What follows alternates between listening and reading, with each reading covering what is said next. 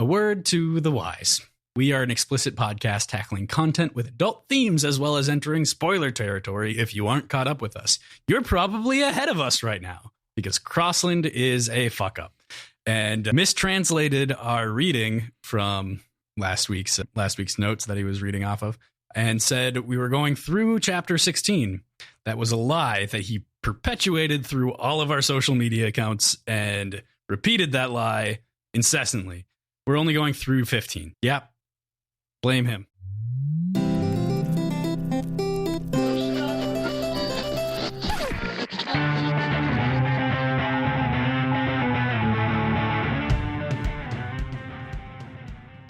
Hey there, this is Kross. Fuck you. I'm PJ. And I've been slandered. We are Words and Whiskey, a podcast for veteran and novice readers alike. We tackle fiction novels and love to talk about what we're drinking. You should think of us as your intoxicating weekly book club. You're fine. It's fine. A 5 looks like a 6, especially the way you write. So I get it. You're okay. I don't blame you that much. You're not far off base. The problem is that I interpreted my typing, which is worse. Somehow don't I dig yourself it. deeper. I fucked up. You know, I have to be honest because I knew exactly the way that I wanted this to break down with like almost beginning with a Miles chapter. Or sorry, we begin with Wayne, but I wanted to include these two Miles chapters together to give us kind of some point references between the conversations. And I thought that was as far as we could stretch it time-wise as well in terms of what we could talk about in an episode. So like I was like, oh God, this is as much as we can do because I really was going to cut it off at 14 because of page length. But I also wanted what's in 15 in the episode because I thought it was kind of a nice full circle moment, especially since this book is being broken up just into 3 episodes. So right. With that said, today is our second episode discussing The Alloy of Law by Brandon Sanderson, and we are chatting about chapters 8 through 15, despite my fuck up. So next week, 16 through the end. I'm sorry. I'm so sorry. 16's not super, like... It's not super thick. PJ actually has read it already, so like I'm not going to downplay that. And it's a rare occasion. There's not a whole lot of reveals implications that happen that I'll have to like pretend not to know or anything like that. Right. Like it's right. It's like a train scene. Yeah. It's, you know, it's just another brief. It's a brief chapter too, which is why I was almost like, maybe we'll include it anyway. And then I was like, no, fuck it. That's too much. So, and that would make next week so short because it's effectively 5 chapters, including the epilogue. So yeah, I was just like, yeah, can't do it. So we're including it. But before we get too far into the weeds, like we already are, PJ, I do need to bring up something before we talk about what we're drinking. I did have it pointed out to me this week that I did not lead you back to path on something a little bit. And I agree with it. And I think that it's important that I do. So we were talking last week about silver and its reactivity or its inertness in terms of the allomantic table. You had posited that there were 2 metals that were non-reactive. That isn't correct. Do you remember what we're talking about? Yeah. I mean, talking about aluminum, talking about silver. I remember Vin had her chains and she was talking about how clever it was that anything like metal fasteners, nails, screws, they were all made of silver. So she couldn't get out of them or like push on them. That's because silver can't be burned. So like even if she shaved any of the silver off to eat it, it couldn't do anything for her. Not because silver can't be pushed upon, pulled upon, or otherwise manipulated, which are different clarifications. Okay. Does that make sense? So like it was kind of like a partial correct. It's not like you were entirely wrong. It's just that it isn't the same as aluminum, of which is literally not even visible from Allomancy's perspective. Can she push on silver? Yes, but she was depleted of her allomantic minerals. Right. Okay. Okay. Now I understand. Yep. Cool. Yeah. So it's small thing that we just there were a couple of other points that I kind of disagree with because of book context, but that one I so firmly agree. Thank you for bringing it up at Zypress and for kind of making sure that we clarify that a little bit and quantify that here. So we're going to talk about another one that you brought up here because it's actually pretty much talked about inside of this chapter, which is, you know, I think a lot of anytime I get sent corrections or things like that about the way that we do this, sometimes it's important to remember that we can only go so far, and that I try to keep as many extra textual things out as possible. And in addition, often inside of the Cosmere, later reveals really inform earlier like context. And so we don't know some of these things fully yet to even quantify old things. So this does bring up a good point. Okay, so first of all, we can't get into everything because we don't have time to, because Kross and I recorded for 5.5 hours last episode. It's true. And it was still, you only heard 3 hours of it. So yeah. So there's that. But going back to the context of the book a little bit, does this mean we can't actually push on bananas? It does, in fact, mean that bananas are non-elementically reactive. I'm so sorry. And therefore can't be pushed upon? Man, I don't know. That depends. Are bananas an alloy? It sounds like bananas are an alloy. Because, I mean, potassium's in the banana. The rest of it is fleshy flesh. I don't know. It's a good question. I'm putting that on my list, man, for Dragonsteel. Yeah. Do it. If that's the question I ask, I'm going to be so... You would better... I need a Christmas gift or something. I need something for asking your silly... orangutans. It's the worst way. Okay. Cool. I love it. Let's talk about what we're drinking to start this off. We're recording this in the morning, so it's a little bit of a different thing. What are you having this morning? Morning cocktails are different. Death by morning. So I was toying with the idea of doing something I wanted to call double gold, kind of playing into the context of the book, understanding what Miles is, and going into like gold and seeing yourself a little bit. And absinthe is historically referred to as like something that can cause hallucinations. It's not true. It was widely just a marketing gimmick, but either way, playing into that, I wanted to make an absinthe drink called Double Gold, and I ended up on wondering, can I do anything with absinthe and coffee? And I was looking, and there's a couple different coffee absinthe drinks called one is called the Flying Frenchman. I didn't really look into that, but this one was called Death by Morning, and it is 3/4 ounce of absinthe, 1/2 ounce of Fernet Branca, 1/2 ounce of coffee liqueur. It calls for a bar spoon of Demerara sugar. I didn't have that, so I used 1/4 ounce of turbinado sugar syrup. It's close, yeah. Not perfect, but close. Right, exactly. It's my go-to replacement. 1 dash of Angostura bitters, 1.5 ounces of coffee. It calls for espresso. Had leftover coffee and didn't want to make espresso and then cool it down. So all that stirred and served into a Nick and Nora glass, which I had expressed orange over and then garnished with a mint. So honestly, it does not call for Fernet Branca. It calls for Fernet Menta, which is made by the same company, but it's a little bit less aggressive in flavor. It's a little bit smoother and a little bit more subtle. And this is clearly Fernet forward. So yeah, is it too much, do you think? None of the other flavors really come through as much. You get a little bit of absinthe, but it's mostly Fernet. Don't really get the coffee at all, honestly. And that'd be better with espresso, I know. I would just cut the Fernet to like 1/4 ounce even in this, the way I built this.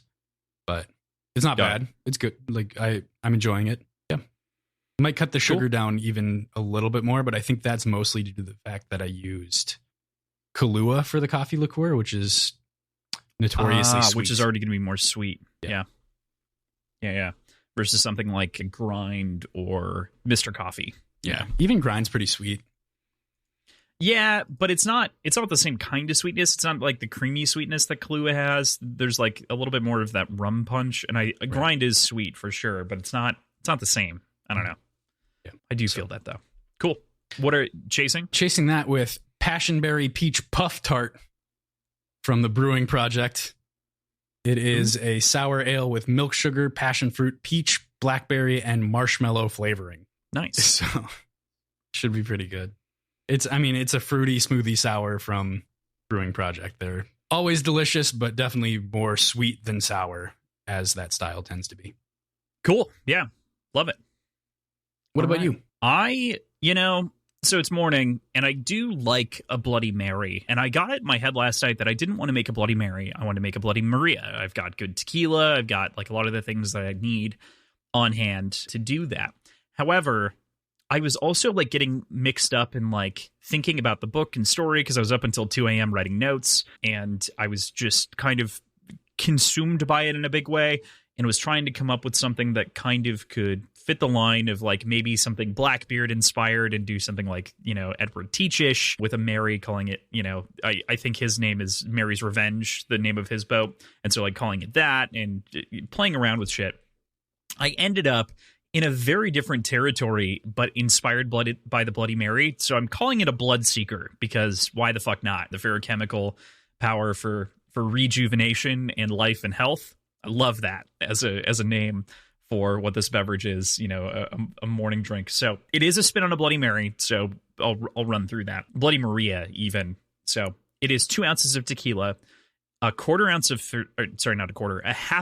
Fernet, 2 dashes of Angostura bitter, Charleston Southern Devil mix, which is a local mix here that's just a spicier mix and a little bit more of an herbal blend, which I really love. Crystal Louisiana hot sauce, 5 dashes of that. I think it's got a lot more flavor. Often in a lot of like base mixes, you'll see Red Hot used, or like Frank's Red Hot. That's like oddly creamy. I don't love it. Bloody Marys are totally to your own taste. So like take the initial inspiration and then change it from there as it fits your taste. 10 dashes of Tabasco and 1 dash of a Trinidad Scorpion hot sauce to like give it a full cut of super heat, because I love giving it a little bit of spicy. So you want some of that like vinegary backbone and then that hit a spice. So is Crystal not vinegar based? It is, but it's less vinegar based. Like it is still a vinegar based hot sauce, but it's somewhere between Frank's and Tabasco. If I'm considering those as like poles of those like entry level Louisiana style sauces, it's somewhere in the middle. And I think it does a better job of moderating the vinegar with better pepper and like tomato flavors. Okay. So, yeah, I was curious the decision to do Tabasco and Crystal, but that makes sense. That's ultimately why, is because it kind of bridges that gap a little bit better and gives it not the full creaminess, but it blends a little bit better, and it's not as vinegary, but still gives you spice. And then the Tabasco for vinegar. The one thing that I forgot to do that I usually do is take a little bit of pickle brine and add that in as well, just for a little bit of salt. Instead, I did ground pepper and ground salt. So, okay, gotcha. Just to kind of top it, because I didn't have the volume. I did add a pinch of kosher salt into this cocktail. Nice. Which is something I've been doing more and more of after reading through Liquid Intelligence. Yes, just a little bit of salt, because almost nothing has a salt backing. Right. And that's like a base flavor profile. Yeah, so it really amplifies everything like it does for food. Yeah, exactly. That's, or shocked. Yeah. I'm following that up with kind of a classic, an us classic, one of my favorite, like easy to find, easy to go to beers, a Flying Dog Double Dog, which is just, it's great. Flying Dog. Is Double Dog one of their Belgians? No, it's the double IPA. It's a double IPA. Okay. They, for me, are the best, like, find anywhere Belgian IPAs. You can't find many of them. We did one at LTS when I worked there called Illumination, but just that I just love the combination of the traditional IPA hop characters with the Belgian yeast, and you don't see it often. St. Paul's Brewing, which used to be called St. Paul Flat Earth, did one called Waffle Dog. That was really good, but I think it's Raging Bitch. Raging Bitch is the Belgian. Flying Dog's Belgian. Sorry, I know that's not what you're drinking, but I had to go off on it because but that's entirely like the reason that I got this time. I was staring at like a selection this morning, thinking about like what I wanted to follow up this drink with. I think Flying Dog has some of the best commercially available beers, most consistent, pretty much anywhere you can find them. I mean, them and Bell's. I remember, Bell's as well. Those are kind of the two that I go to the most. Occasionally, Rogue does a good enough job with some of theirs, but it's all fairly the same. At the very least, Flying Dog has very defined flavors, and I feel like they've stuck with it and haven't gotten weaker or diluted over the years. And so that's really why I kind of decided.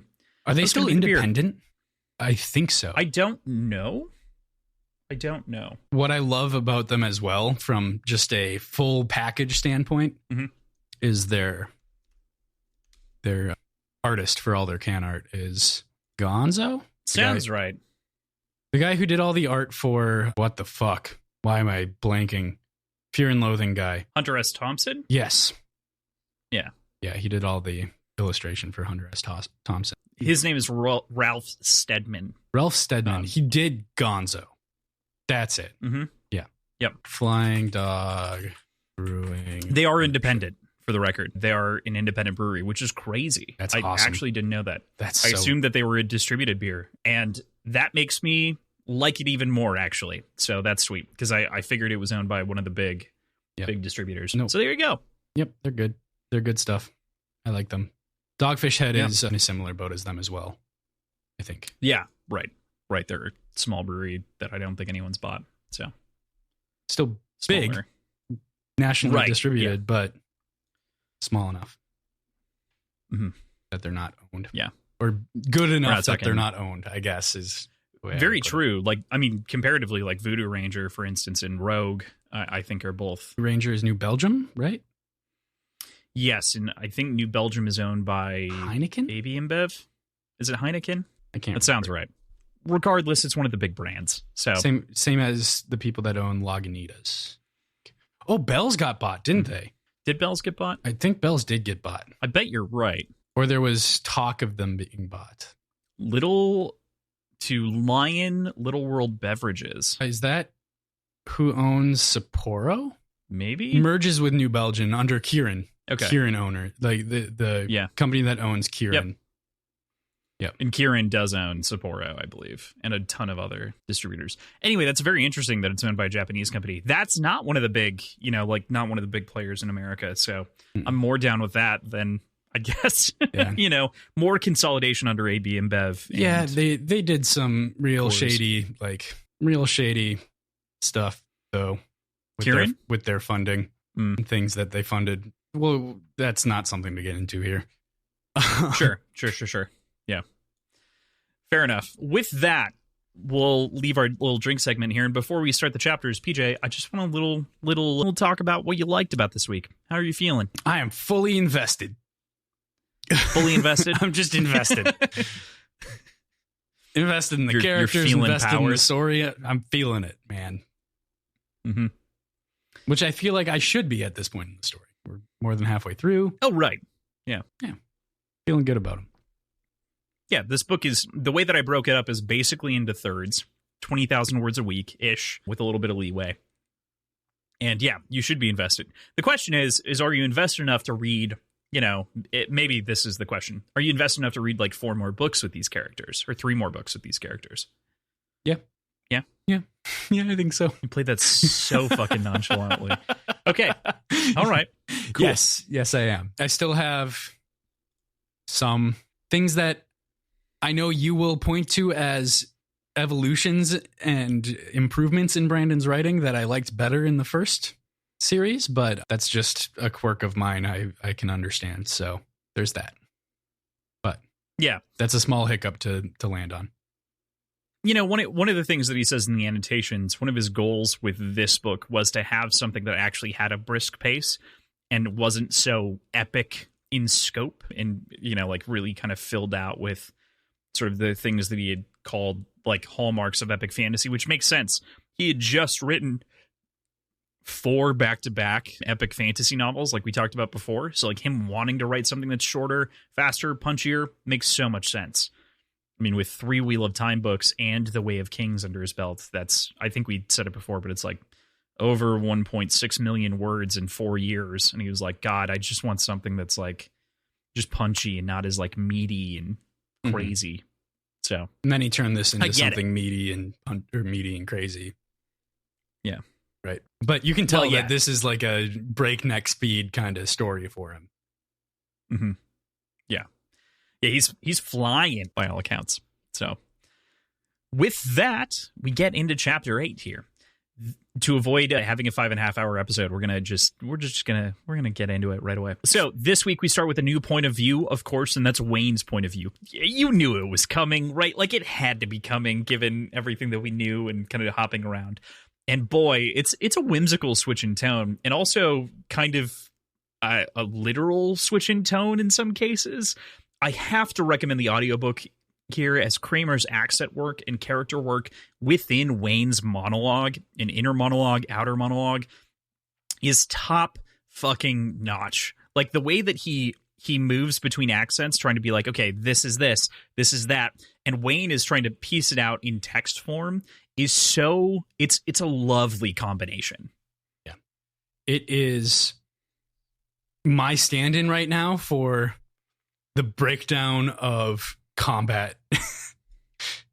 And what I loved about the breakdown of combat in the first era, I feel like I'm getting that level of satisfaction in his breakdown of like accent and costume choices and like persona choices throughout this story. Yeah. That's so cool. Yeah, it's, man, Michael Kramer was the guy who Michael Kramer and Kate Redding did all of the voice work for The Wheel of Time as well. And growing up, I listened to them through a couple of those books, and then didn't for a very long time. Came to Mistborn, reading Mistborn again, heard those voices, and it was so wonderful. And then I felt like he was really flexing here. Like, this is very much like a voice actor's, like, I get to play the part of an actor trying to act. And so it was like, it's such a like meaty thing to sink your teeth into. And I just loved it. It's an amazing performance. It's really, really well done. And my only complaint about the audiobook compared to some of the other audiobooks that we've had so far, and maybe it's just a quirk of my copy of it on audiobooks.com as opposed to Audible, which I really should shift over. I should switch over to that, but haven't. And log in. I own all of the books we're ever going to talk about. I'll listen on yours then.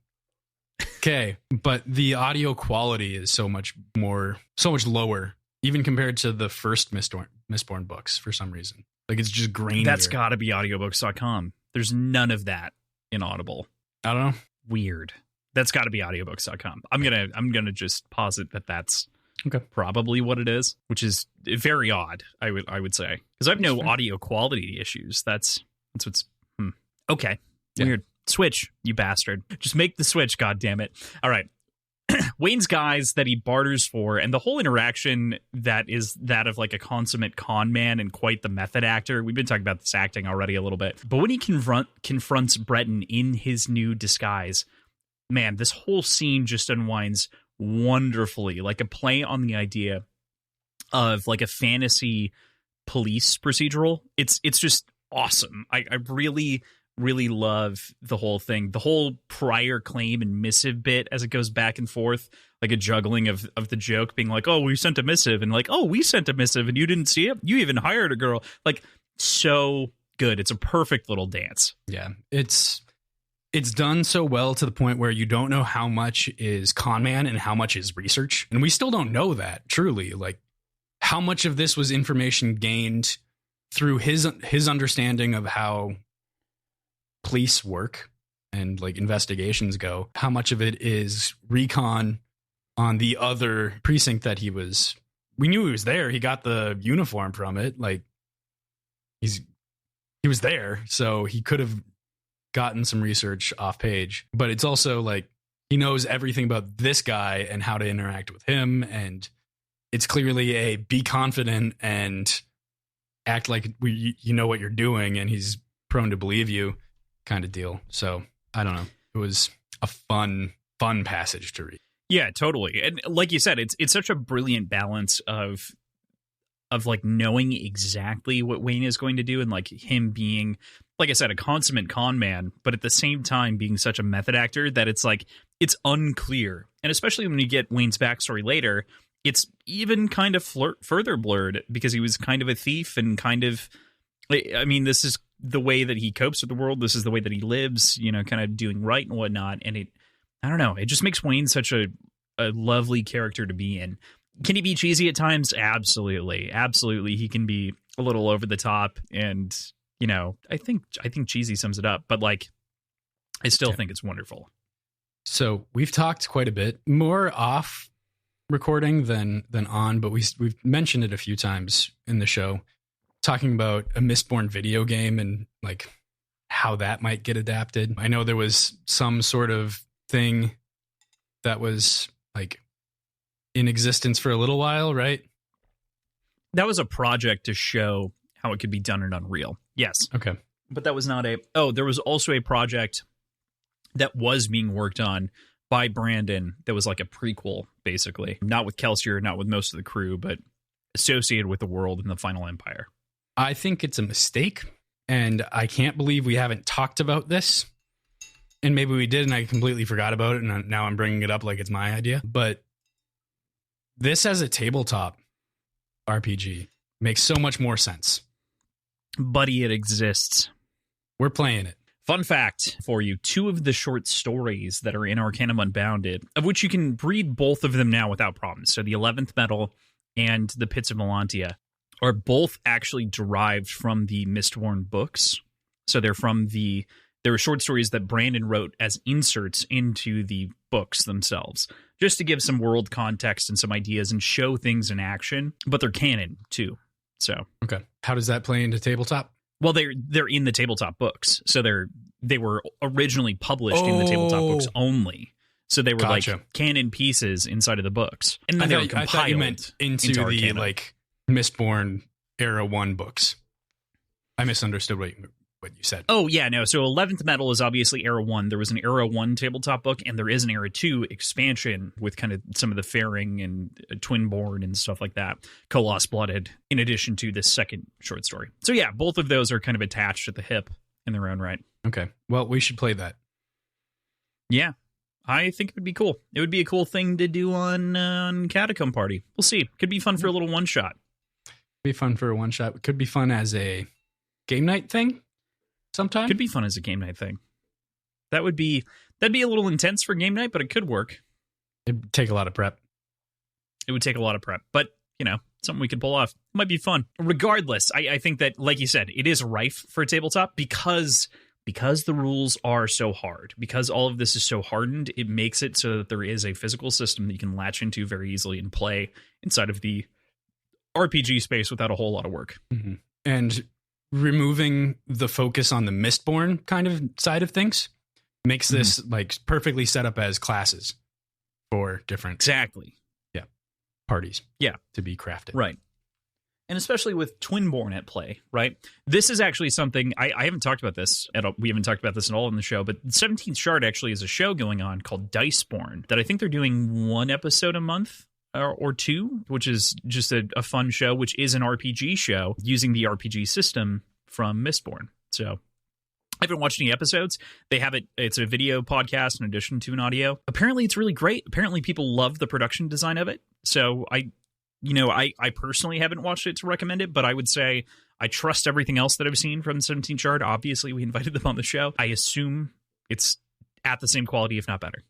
Well, wonderful. I probably won't be able to check it out, but you're welcome, everybody, for this amazing idea that I absolutely originally came up with. So, bruv, at the end of December, you can check it out. So sounds good. Thanks, Crossland. Yeah. 4 months away. 5 months away. That's not that bad. That's better than our average. We're reading so many books so quickly. We're stuffing in like a novella in the middle. Like we've got a lot. We're covering a lot of ground. Yeah, that's true. But I mean, as such, Wayne begins to like play this information of the individuals against each other very well and manages to weasel his way past this prickly Connor in the form of Breton. I love that he calls him Connor and then like gradually shifts to Constable and then shifts back to Connor as he like gets in and out of the role that he's playing. It's a really great like little language flex from Brandon that I appreciate. The 2 interviews themselves are really interesting, comparing them back to back. What do you make of the first disguised ally, killed a cop, stole the uniform adjacent conversation, and then using that information that he gained against the second? I mean, everything about this chapter and this scene specifically is fucking brilliant. And it's a better police procedural than any actual police procedural I've actually seen. So I fucking love it. Yeah, I don't know how to expand upon that. Like, I just love it. That's fair. That's fair. When he's talking with Breton, he says, like bringing dice to a card game and like kind of the pitch there back and forth. Or rather, he's not talking to Breton, but he's thinking about the people who brought guns when he had dueling canes and how like inappropriate that was, like bringing dice to a card game. And I like that he kind of inverted the tropey conversation and colloquialism there a little bit. It's a fun spin on the idea. But to talk about the police procedural thing a little bit, definitely agree, definitely love it. My first instinct, and I knew that you weren't going to get the comparison because I don't think you've seen it, was Lucifer, which is a lot of inversion on the police procedural tropes while still being kind of a murder investigation show for the most part for the first couple of seasons. It reminds me of that most, which is maybe the most comedic and clever take on a show like that I've seen, while inverting it and involving, the devil and everything else. It's got a similar tone, and I loved it. I love the show. I love this depiction here because it's very reminiscent of that same tone. Nice. I'll have to check that out. I haven't seen it. Yeah, it's a fun show to throw on, every once in a while in the background. It's not something you have to pay a ton of attention to until like the last season, but throw it on the pile. Yep, throw it on the burn pile. That and Fleabag, or else Savannah will get you. So I really love the line that he has with the first of the Vanishers talking about seeing you shake hands with old iron eyes. It's simple, but builds out this idea that Marsha's old depiction has like become one of death, or has grown to become one of death as a part of Sliverism. What do you think? First of all, just in general, I'm really appreciating all the little nods to our admittedly very important characters that we've kind of lived with in the last era. It's nice to read. It makes me happy. Going through this, I was always thinking about, like, is there anything here that actually confirms that Marsh is dead? And there's one comment later on that talks about the tomb of old Iron Eyes, but that still doesn't necessarily mean that he's dead. I don't know. I like to think he's still kicking around. I think he is. Yeah, I believe he is. He's coming for it. He's sitting in wait. He's a hermit now. Sorry, folks. I'm just turning this into a prediction. Wasn't that already a prediction? Kind of. Yeah, actually, you're right.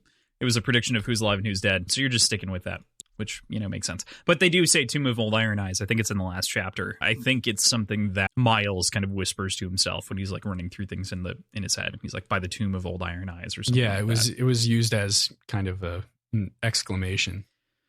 Another swear filler. Yeah, definitely. Oh, it's going to feel real good when one of them just says fuck sometime. PJ, I don't know how to tell you this. Brandon Sanderson is Mormon, and so I don't think it's we know from firsthand knowledge that you can frustrate Mormons enough to get them to swear. We'll not reveal our friend. It was a game show.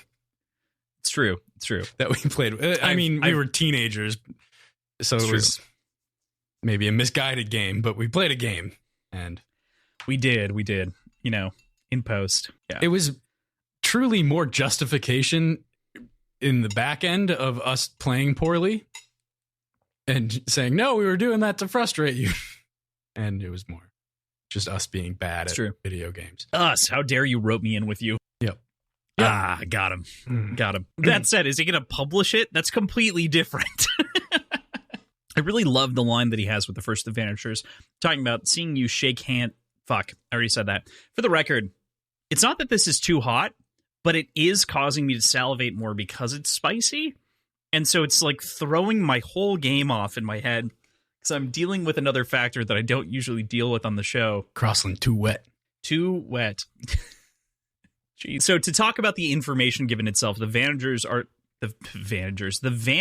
located in the old foundry over in Longguard, and that they only operate out of this single location. We kind of work it out backwards as he's like, oh, this is the only location you know of, and plays it up in a fun way. With that, Wayne departs, and Breton...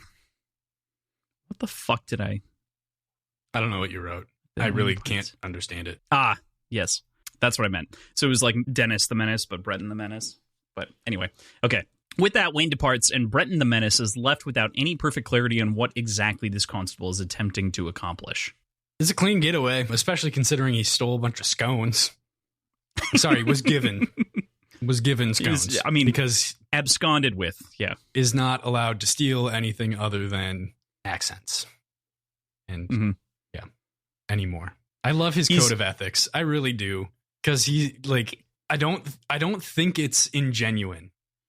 I don't think it's disingenuous that he's like truly committed to making sure that everything he does is a fair trade if he's taking something. It's just that he attributes it strictly to like value, like cost, as opposed to anything like personal. There's so much more that something's worth other than just its monetary value, like a police uniform. But it's a silk shirt that he traded it for, so it's perfectly fair. Or several loaves of bread for staying in a house for a night. Like, over the course of your ownership of a house, it's probably worth the same amount as like several loaves of bread for a night, if you really want to break down like the cost over time kind of deal.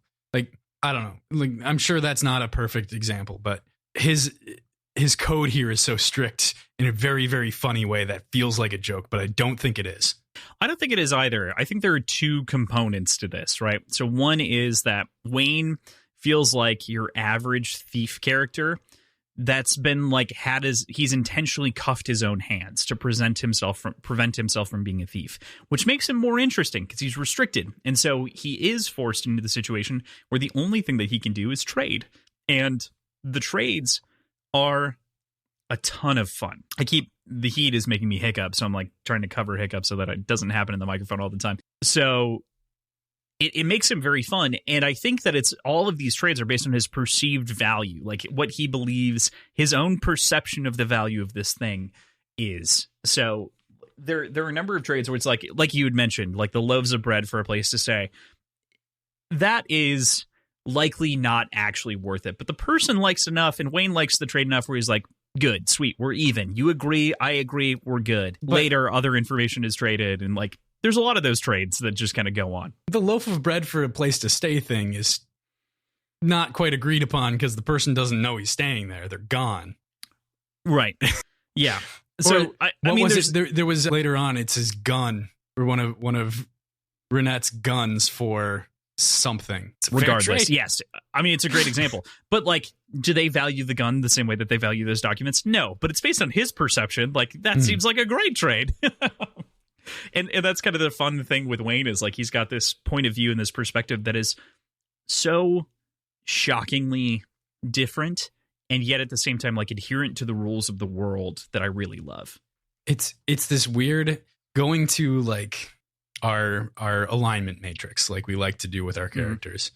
I can't tell if he's lawful neutral or chaotic good. I think he's chaotic good. But he has a very strict, like, but he has a code that he has to follow. That's why that pyramid isn't, or that not pyramid, that square isn't perfect. I know. Yeah, I think it's lawful neutral is really what he is. Probably, if you were to break it down, but you need like a lawful chaotic somehow. Mm-hmm. Right. Yeah, that would be more in scope. Is attaching chaotic to lawful and then to neutral. Even mostly good. Like, that's the other problem is like he's doing most of this benevolently without meaningful intent to harm anyone else, which makes him align with good more than it does anything else. And he's not out for personal gain for the most part. Right. Or at all that we've seen. Yeah, definitely. With that, we move into chapter 9. We open this chapter flipping back to Wax and Marcy having a conversation about the philosophy of the words of founding and additional metals associated with allomancy. Wax links law-keeping and philosophy. And I think his progenitor, Breeze, would be rolling in his grave if he heard this coming from his spawn. He was never one to wax on about a whole lot, but here fucking Wax is. Ha. It's probably true, though. Like, that's definitely true. I do appreciate the philosophy here. I think that's something that we've been missing a little bit. Even in the last couple books, like the last book of, I don't know, really since Mistborn. We got a lot of it from Ham, but that started to fall off. Oh, we got some. I don't know. It's been missing. I've been missing it, regardless of how long ago it's been. I do find it intriguing, I think, of the existence of additional metals being considered a philosophy and a philosophical conversation, as opposed to a scientific one or a straight up allomantic one. Or that brings it back to kind of the age of early philosophy being kind of in place of early science or blooming into early science in that respect, as far as like hard sciences go. Yeah. it's when it starts to become a little bit more firm. And I think that gets into something that I wanted to mention here. Marcy brings up inside of this chapter broken windows theory, which is the theory and the idea that if you raise an area's basically value by ensuring that none of the windows are broken, by improving parks and things like that around it, by painting kind of a better picture of the community there's less likely to be crime and theft.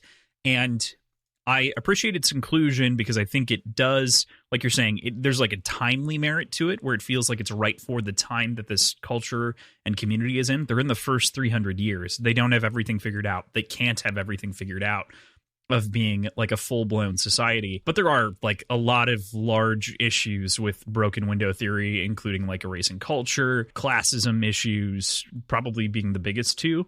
But that said, like this is a culture and a nation and a world that needs to figure these things out. And this is just one of those many stepping stones to do so. Yeah. And I think that's more of a problem with being able to test that theory, because that theory exists so effectively in a vacuum, but not so much in the real world where like neighborhoods have different properties to them. You can't just say like, all things considered, this is exactly the same except for the state of our windows. Like that just isn't effectively tested in reality at all. There are confounding variables all over the place. Yeah, exactly. There's something that she said that I found kind of egregious, and that's to do with the conversation. Like there's one line in there where she says something along the lines of being in a destitute place can make an otherwise good person into a criminal. And I don't think that works even in her understanding of this theory. I think that was a little bit too black and white and too like extreme for what she was talking about. Whereas like it should have been something like will embolden somebody with criminal tendencies to act upon them more often. Like as opposed to just saying like this environment makes you a bad person. Yeah. And I think that gets into kind of a larger part of this conversation that I think makes for this interesting philosophical topic. You're totally right. And I think that is a great example of the extremism that Marcy holds. And it makes for a good sort of polls between the two. I want to pull a little quote here. So Wax and her are kind of disagreeing about the basis of humanity and saying that most people seem basically good. She comes back saying, well, perhaps by one definition, but it seems that either one, good or evil, has to be pursued for it to be significant. People today, it seems they are good or sometimes evil, mostly by inertia, not by choice. They act as their surroundings prepare them to act. While a great, quote, observation and one that you might expect from someone of youth and kind of schooling and knowledge, I think it also leads to kind of dichotomous poles like we're talking about between these characters in philosophies. You've got your realist in the form of Wax and you've got your extremist in the form of Mary, which I think speaks to exactly what you're saying, which is that like you can absolutely escape circumstances, and she doesn't have any sort of, I don't want to say she doesn't have tolerance, but from what she said, it doesn't seem like she has as much tolerance for other opinions in that way. It seems like a very naive thing for a younger character to say. Yeah. But at the same time, I think there is some truth to what she's saying, especially within the context of what she's talking about, because she's talking about like these anomalies and these serial killers. Deviations. The deviations that she's talking about. The serial killer that came out of nowhere. I get what she's talking about in that respect, but I also like making it more generalized was probably more of a mistake than what she was expecting it to be. I think that's a mistake of youth. Totally. Yeah. And of kind of being sheltered from the reality of things while studying them very specifically and in probably one point of view alone from a textbook. But what I took away from this little section, I genuinely would not have taken Wax to be a total optimist in that respect as far as humanity goes. Yeah, I would have guessed him to be a little bit more jaded and a little bit more Clubs-like, honestly. Like if we want to compare them to previous characters. This puts him more in line with Ham in that way, where it feels like he's more like Ham was, generally speaking, more people are good than bad. And Clubs definitely had like a sour outlook on people for a very long time, despite being, like an artisan and a refined person. We love Clubs. But I love clubs. Still, those two. Yeah, I love clubs too. But still, That wasn't a I dig agree on with you. I clubs. think that this... Oh, no. I didn't think it was a dig on clubs either. I was trying to clarify that I feel like... I think it lines up a little bit more like this realigns us from like thinking that he's kind of more clubs-like to actually believing in some innate good in a lot of people. So, folks at home, this cocktail, very good. Do not drink if you have to talk a bunch, because what the fuck is this? I hate it. Oh my God, I love it. I think that this is delicious. This is a perfect spin on a Bloody Mary. Fucking me up. Okay, though, to get to kind of what we were saying, I also want to mention that I think that there's something to what she's saying about people get locked into inertia more often than not. And she uses it a little bit too much on the polls. Like that's the naivete, I think, coming in. But I think that people do get locked into inertia, being either generally good, generally bad, extremely good. I think that that's a very real thing. And in all honesty, I truly think up until this point, this is my favorite philosophical extraction of Brandon's from any of the books so far. There hasn't been a ton of philosophical extractions from him. Not real, like, you know. Yeah. And I don't think it's explicitly wrong to say in general. It's just over applied. Yeah, definitely. And I think that's naivete coming into the mix, like we were saying. Yeah, like we've been saying. I love it. Like you said, I think this is a great chapter. I think this feeds into exactly, like, this is the philosophy that we've been missing, kind of a deep sense.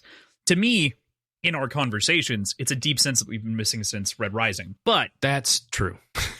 Yeah, like we've talked about, like, a lot of Era 1 has philosophy in it, in quotes, but it's very surface level, top level stuff. Yeah.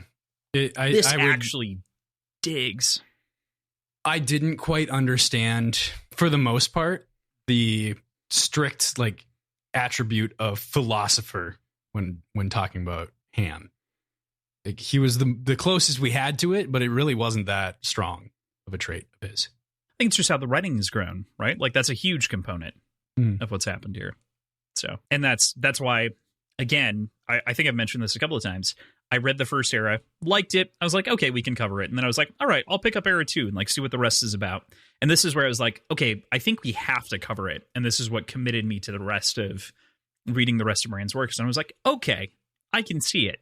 I can commit to more than 6 months of, like, reading, you know, a trilogy, or 8 months or whatever it took us. So yeah. I was like, I'm down. And this was the book that convinced me and broke my back and, like, made me go, all right, there's more to this than, at the very least, the original trilogy. So right. I really appreciate the note of characterization we get about Marcy actually enjoying being a city girl and not feeling the need to follow in someone like the Ascendant Warrior's footsteps. It's a small note, but it's a good one, especially considering we've had the whole debate about the dress. We've had all of those conversations about, like, what makes you you.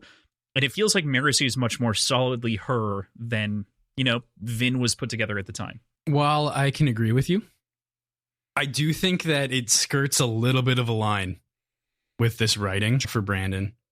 Mr. Brander, he seems to be using Marcy as a tool a little bit to give us some additional historical context, like we would have gotten from the logbooks, in almost an out of place, rambling, nervous character, talking about all these historical, like, notes and things that she's read about Wayne and Wax, or about different, like, the way the world works right now. And ultimately, I think it's going to be a good starting point for seeing her arc and seeing how she grows, much like we saw Vin grow to enjoy these. Like, we've talked a lot about Vin's arc.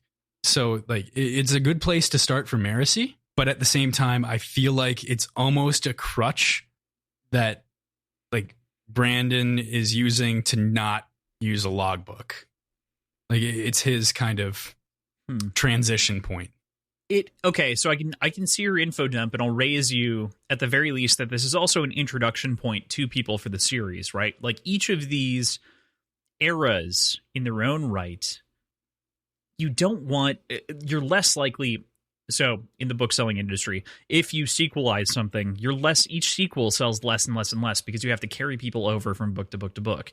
That's very typical. It's very unusual that your last book sells more than your first book.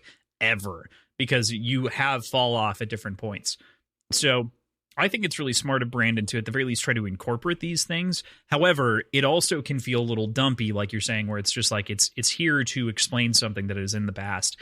And in our previous reading, it would have been explained in something like a logbook. Give us, but I think it's his way. Give us snippets from the it. history book that she was reading. Yeah, but give me more logbooks. I want more logbooks, Crossland. I know you hated them. I think logbooks are a little bit lazy. That's fine. From a writing perspective. I liked them.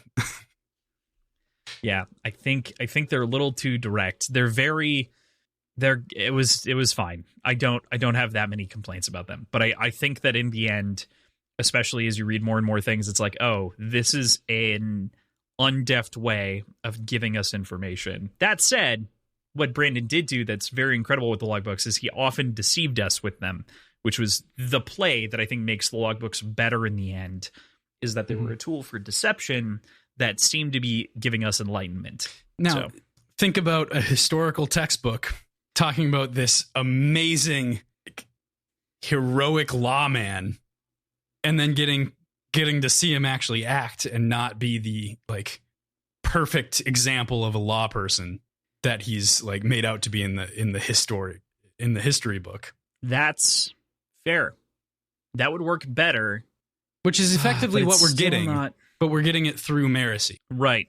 And that gives perspective. That means that we can talk about her as a character being naive, and we can talk about like some of those things. I just think that often intratextual bits, if they're not directly incorporated into like a character reading them in the narrative, can be bad. If it doesn't like this comes from a lot of reading. And it even comes from like understanding the Lord of the Rings, right? Like the Lord of the Rings, you get context at the end if you read the appendices. You don't jump to the appendices in the middle, which is what Brandon does in the form of the logbooks, right? That's fair. So it does fill out the world and it does expand on things. And it's like, oh, this is a great text. It informs and we understand things. But you do occasionally get in the Lord of the Rings the songs that they're singing and the poems that they might be reading and like the ways that they entertain themselves while they're traveling across the world. And so you get these breaks that feel natural because it's the characters doing them. And that's what I don't like about the logbooks is it's not the characters actively doing or committing the thing or doing the thing or reading the thing. That's my issue. Yeah. Does that make sense? It does. I'd still like them. It's just, I don't prefer them. In this case, this just feels more like an abstraction of an abstraction of the truth. That's fair. Anyway. Yeah. It's fine. It's a good side note. But yeah. So Wayne returns and brings information, claiming sarcastically to Marcy that he acquired it with whiskey and magic. That's for sure a drink. Like, we have to drink to whiskey and magic. There's no way we can't. He also helps replenish his stores of bend alloy as payment from Wax when Tiome walks in. Not Teleme. Tiome. That said, we got it. I know that people in our Discord were talking about this. I hate it. I hate this. This is the most bullshit French-English interpretation. And if you know anything about me, you know that I hate the French language. I hate it. I despise it. I think that it's bullshit. I think that there's a lot of problems. What do you hate more, the French language or the French people? The language. The language influences the people. I'm trying to trap you. The snobbery of the language. No, I have this natural distaste in my mouth. It's not that I hate it or anything like that. I'm not that aggressive. On air. Yeah, no, I definitely broke up with a girl once over the fact that she loved the French so much. Just kidding. Kind of. That said, I think that this explanation is bullshit as far as like could you ever land on the way Tiome from the way that this is spelled in English? No way. Telemu. Teleme. Like, Teleme at the very least feels like it gives it the flourish that you're looking for. I'm going to start calling him Telemordu just because it's whiskey. And fair point. Closer. Anyway, we'll give him Tiome. Give him Tiome. So I'll say it the way that the audiobook does because at the very least I can admit fault. Tiome makes tea. Tiome makes tea. That is the clarification that I appreciate. And it's like, okay, at the very least I can match up the name with the characteristic. It might be a little bit too direct. Whatever. Tea murderer. Tea terrorist. Yeah, true. Tea terrorist. So, to that point, he gives some tea to Wax while the three crew members begin to work out their steps. Wayne picks up the single-poured cup of tea and drinks it. He finds it to be poisoned. T-Home then lowers a gun at Wax and fires. Wax quickly drops the butler, and his final move goes off, exploding the basket, forcing our crew down through the floor after a couple of quick quips from Wayne and Wax about Wax's history with bombs. Okay. Which is a funny joke throughout this entire point, up until this point. He's like, things seem to explode around Wax, and it's like, fucking the basket explodes. That's true. You told me ahead of time that you were trying to keep this to 5 questions, plus a short one per chapter. That doesn't work if you just don't put a space between like 4 questions or 4 comments. This is the most I've seen you write for anything ever in a note. It's literally 2 paragraphs to address a paragraph, but fair point. I mean, it's 3, but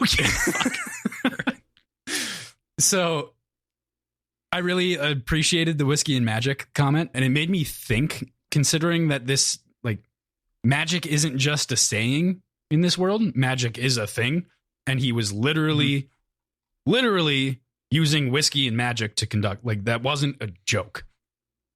It was maybe oversimplified, but it wasn't a joke. I do have a follow-up question before we continue down this too far. With, as we perceive it, a magic system, is it not science to them to some degree?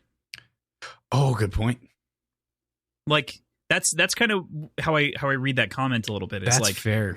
Magic is a little bit more like finger wavy. Allomancy is critical to what he does, but that means that it's kind of Brandon's fault for incorporating and calling it magic. So, like, I think I'm still with you on the net point.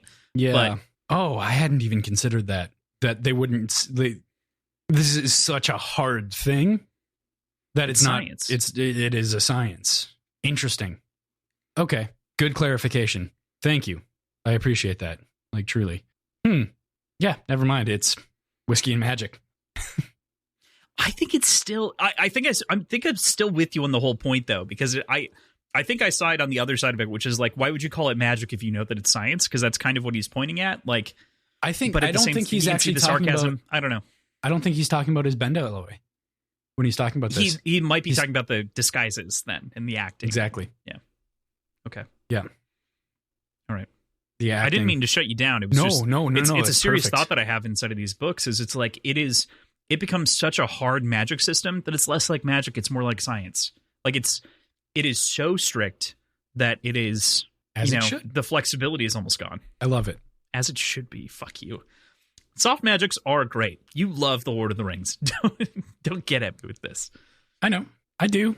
That's true. You're fine. Like, it's fine. I like this more. Fuck you. I like this system more. There isn't a system to fuck you. All right. Anyway, continue. I'm halfway through this, by the way. Every time I take a sip, I can't help but stutter. Yeah. Every single time, because there's like all my salivary glands activate and start breathing fire at me. Anyway, So the conversation within the speed bubble, where the explosion's going off, felt a little bit clunky, specifically on my first read through of it. Less so on my like subsequent reads, because I knew it was coming and I knew how we were getting through things, but it felt weirdly clunky because of like the interactions between Wax and Marcy specifically. Because Marcy is obviously like very understandably freaking out about this like explosion that she's like staring at in a terrifying way. I can't even imagine being in that scenario. And while Wax and Wayne are just like kind of arguing and bouncing ideas back and forth and like being sarcastic with one another and like trying to figure out how to do this, he's also like stopping and explaining how bend alloy works in like a way that maybe that's in character and maybe that's understandable, that like he's just not even like worried about what's happening outside of it, but he is a little bit, and it just feels not quite there. I don't know the better way to explain it. It felt a little forced. I think it does feel forced. I totally agree with you. I think it's because Brandon, in the first 7 chapters of this book, set a very different expectation for abilities and explanations and how things happen. And this is like a breaking of an internal canons of probability of what you expect from the story so far. So it's like we've heard all these tones and voices and things, and we've even seen some things explained internally from Wax's monologue. Generally, single lines. The fact that he's going through this explanation verbally, totally agree with you. It does feel out of place. I think it's because of our expectations of what we expect from our characters. What expectation is being broken here? So they don't need, like, everyone knows, especially Marcy knows a lot about the functions of allomancy. And as they've been explained to us up until this point, it's been in single sentences. It's been in brief explanations. It's all been internal monologue. So now it feels almost fourth wall, where it's talking to the audience more directly to explain to a character that we know to be knowledgeable. And especially later, we know that she understands more than she's letting on. Yeah. Well, there's that, but I didn't get the feeling that, like, this gave any new information. Like, I felt like this was a 3-time repeat of the same information that we've known. We knew that the speed bubble couldn't be moved. We knew it didn't stop time, but slowed it down explicitly. Like, I don't understand why he had to talk to the audience here. Well, that's what I think it's just a repeat. I think Sanderson has a tendency to repeat things to make sure that you understand them. I think that this one is a defiance of those expectations, though, because it's done out loud to character, intra-character, if that makes sense. Like, that's the error issue. I believe that Marcy probably hasn't had this experience of being in a bend alloy bubble, as we learned that it's as rare as all the other allomantic abilities are, but so it's unlikely that she's experienced it. But she's not confused by it either. Like, she's not even acting confused. She's just, like, giving warning, like, hey, it's getting really close now. We got to do something. Is more the vibe that I got off of it. But maybe that's not. Yeah. I'm agreeing with you. I think that that's some of the rationale here is that, like, re-explain something to make sure that it's clear. I don't need it, Brandon. I got it twice.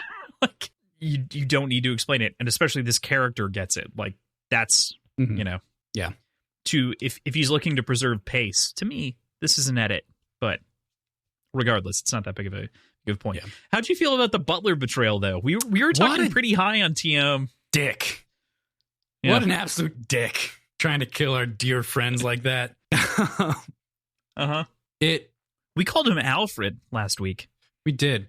And that truly feels more like Wayne, or with, like, Wax now. Wax feels more like Alfred to Wayne based on this section. Because he's getting all of his information on how to conduct his, like, schemy business through Wax. Textually, like, he got all of these, like, understandings of the schematics and understandings of how the police were functioning, and, like, he's getting all these documents and, like, information from Wax. And Wayne's doing the Batman. And Wayne's doing Bruce Wayne is going about. How did we make that joke last week? That's perfect. You're right.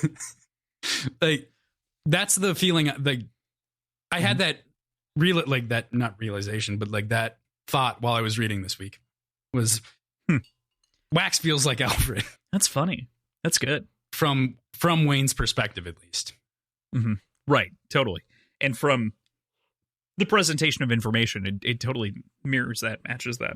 I get it. Mm-hmm. Of course, after TM's bond, oh my God. Of course, after TM's bomb, everyone is found to be okay in the end. There is, however, a lingering question that Wax poses. Who was TM working for? How was he able to be pulled between and over to the other side so quickly? What are your thoughts on this subject? So, TM was in his uncle's employ when he was killed. Mm-hmm. And presumably, I think it makes sense that he was kind of... There's some weirdness here, given, like, our conversations that we have with the suit through Miles's perspective.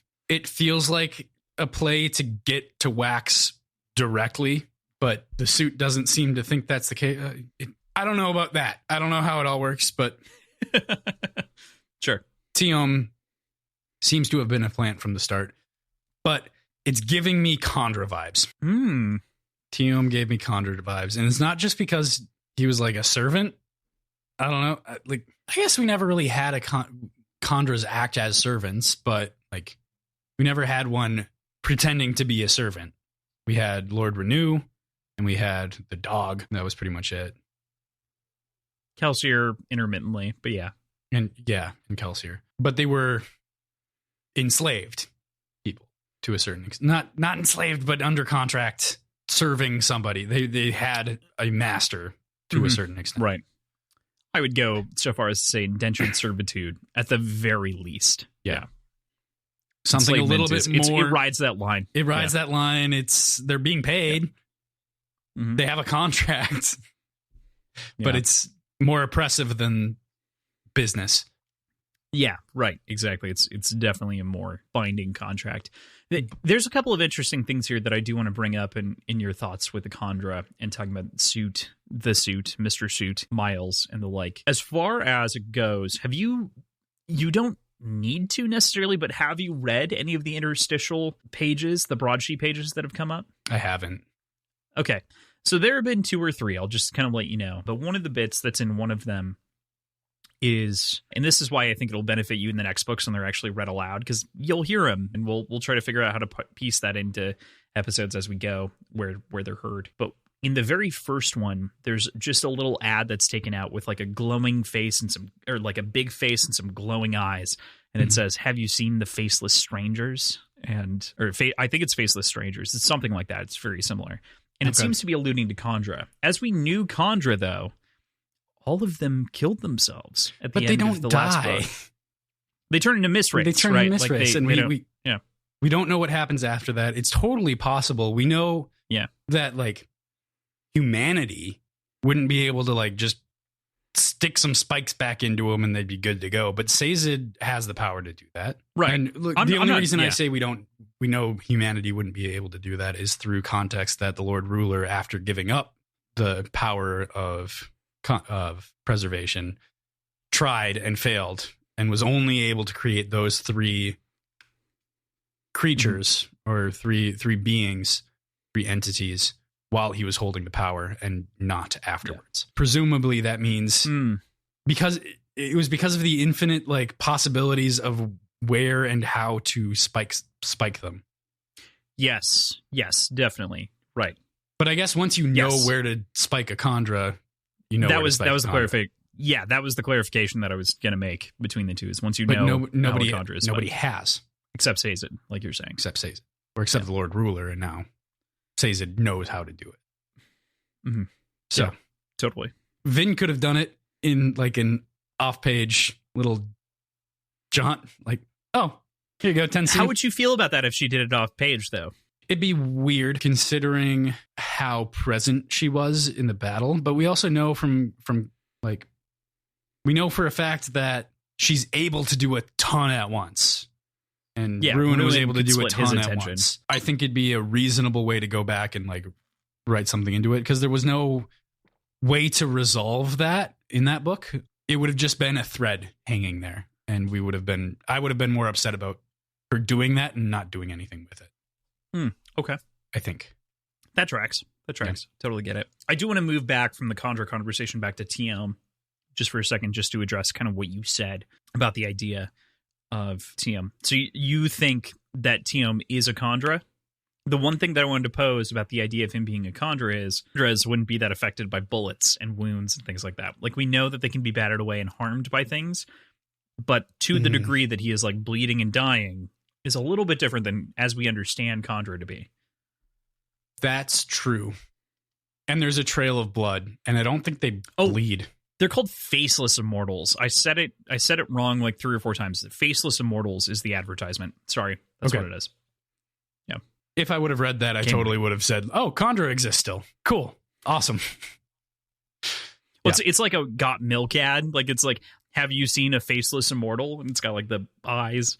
It's totally Got Milky. But yeah. Gotcha. Yeah, because they don't really bleed like people do.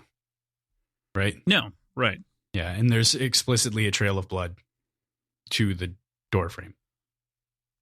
Right. They're not harmed in the same way, at the very least. They can maybe fake it, but yeah. But why do that and then immediately suicide yourself? Right. Exactly, with a bomb. Yeah. And would that even suicide you? That's the other question. Like, what kills a Khandra? So far as we know, like, the acid was the way to kill a Khandra, dissolving everything. I guess putting all the different parts in different places. Separating the spikes, maybe even. Like, actually, like, separating the spikes would turn maybe two halves of you into two separate misrates. Like, if you, like, thinking about, like, an amoeba almost, like, splitting. Yeah. You separate the spikes, it's like two misrates then at that point. But then you'd be dealing with two blobs on the floor, and you would know that you have two blobs on the floor. Right. Feels like. But there is that sort of thread dangled there, like finding Teom's body if there's anything left to find. And I know that's not what he was talking about, like in context, but right. Yeah. Anyway. Yeah. Fair enough. It does raise a question. It All just right. for whatever reason, the whole thing felt Condra-ish. Condra adjacent. That makes sense. Yeah, I don't think it's necessary, but we know that maybe it. I don't know. I don't know why it feels that way to me, but it does. I don't have a good answer for it. So we go into chapter 10 here. Our crew heads towards the 5th octant, and we're back at Maricy's perspective. We got a lot of description of the city as we head out on one of the spokes to get into the center and then work our way back out from there. It leads to a very rustic feel as we go from kind of these sort of, I don't want to call them dingy necessarily, but like we move from how I would imagine a rustic city during this time period feels like 1800s London almost, into this inner sanctum that almost opens up and feels like Eden. Like it has this bright glowing feel about it. And it's very different, especially considering we've got the tomb that we know is like of the Ascended Warrior and the Lord. Like this is very clearly a lot of Spook and Sazed's handprints all over the place on this, especially since for the most part, our depiction of the city has been one of nighttime. It really brings to life this idea of this city that they've built, that our Harmony and our Lord Mistborn have built to honor their friends and the crew in the long term. I mean, so many things, like we said before, are named after those people in those groups. And of course, the Marewheel flowers that she brings up, named after the survivor's late wife. I smiled so brightly at the Maywill flowers. I really did.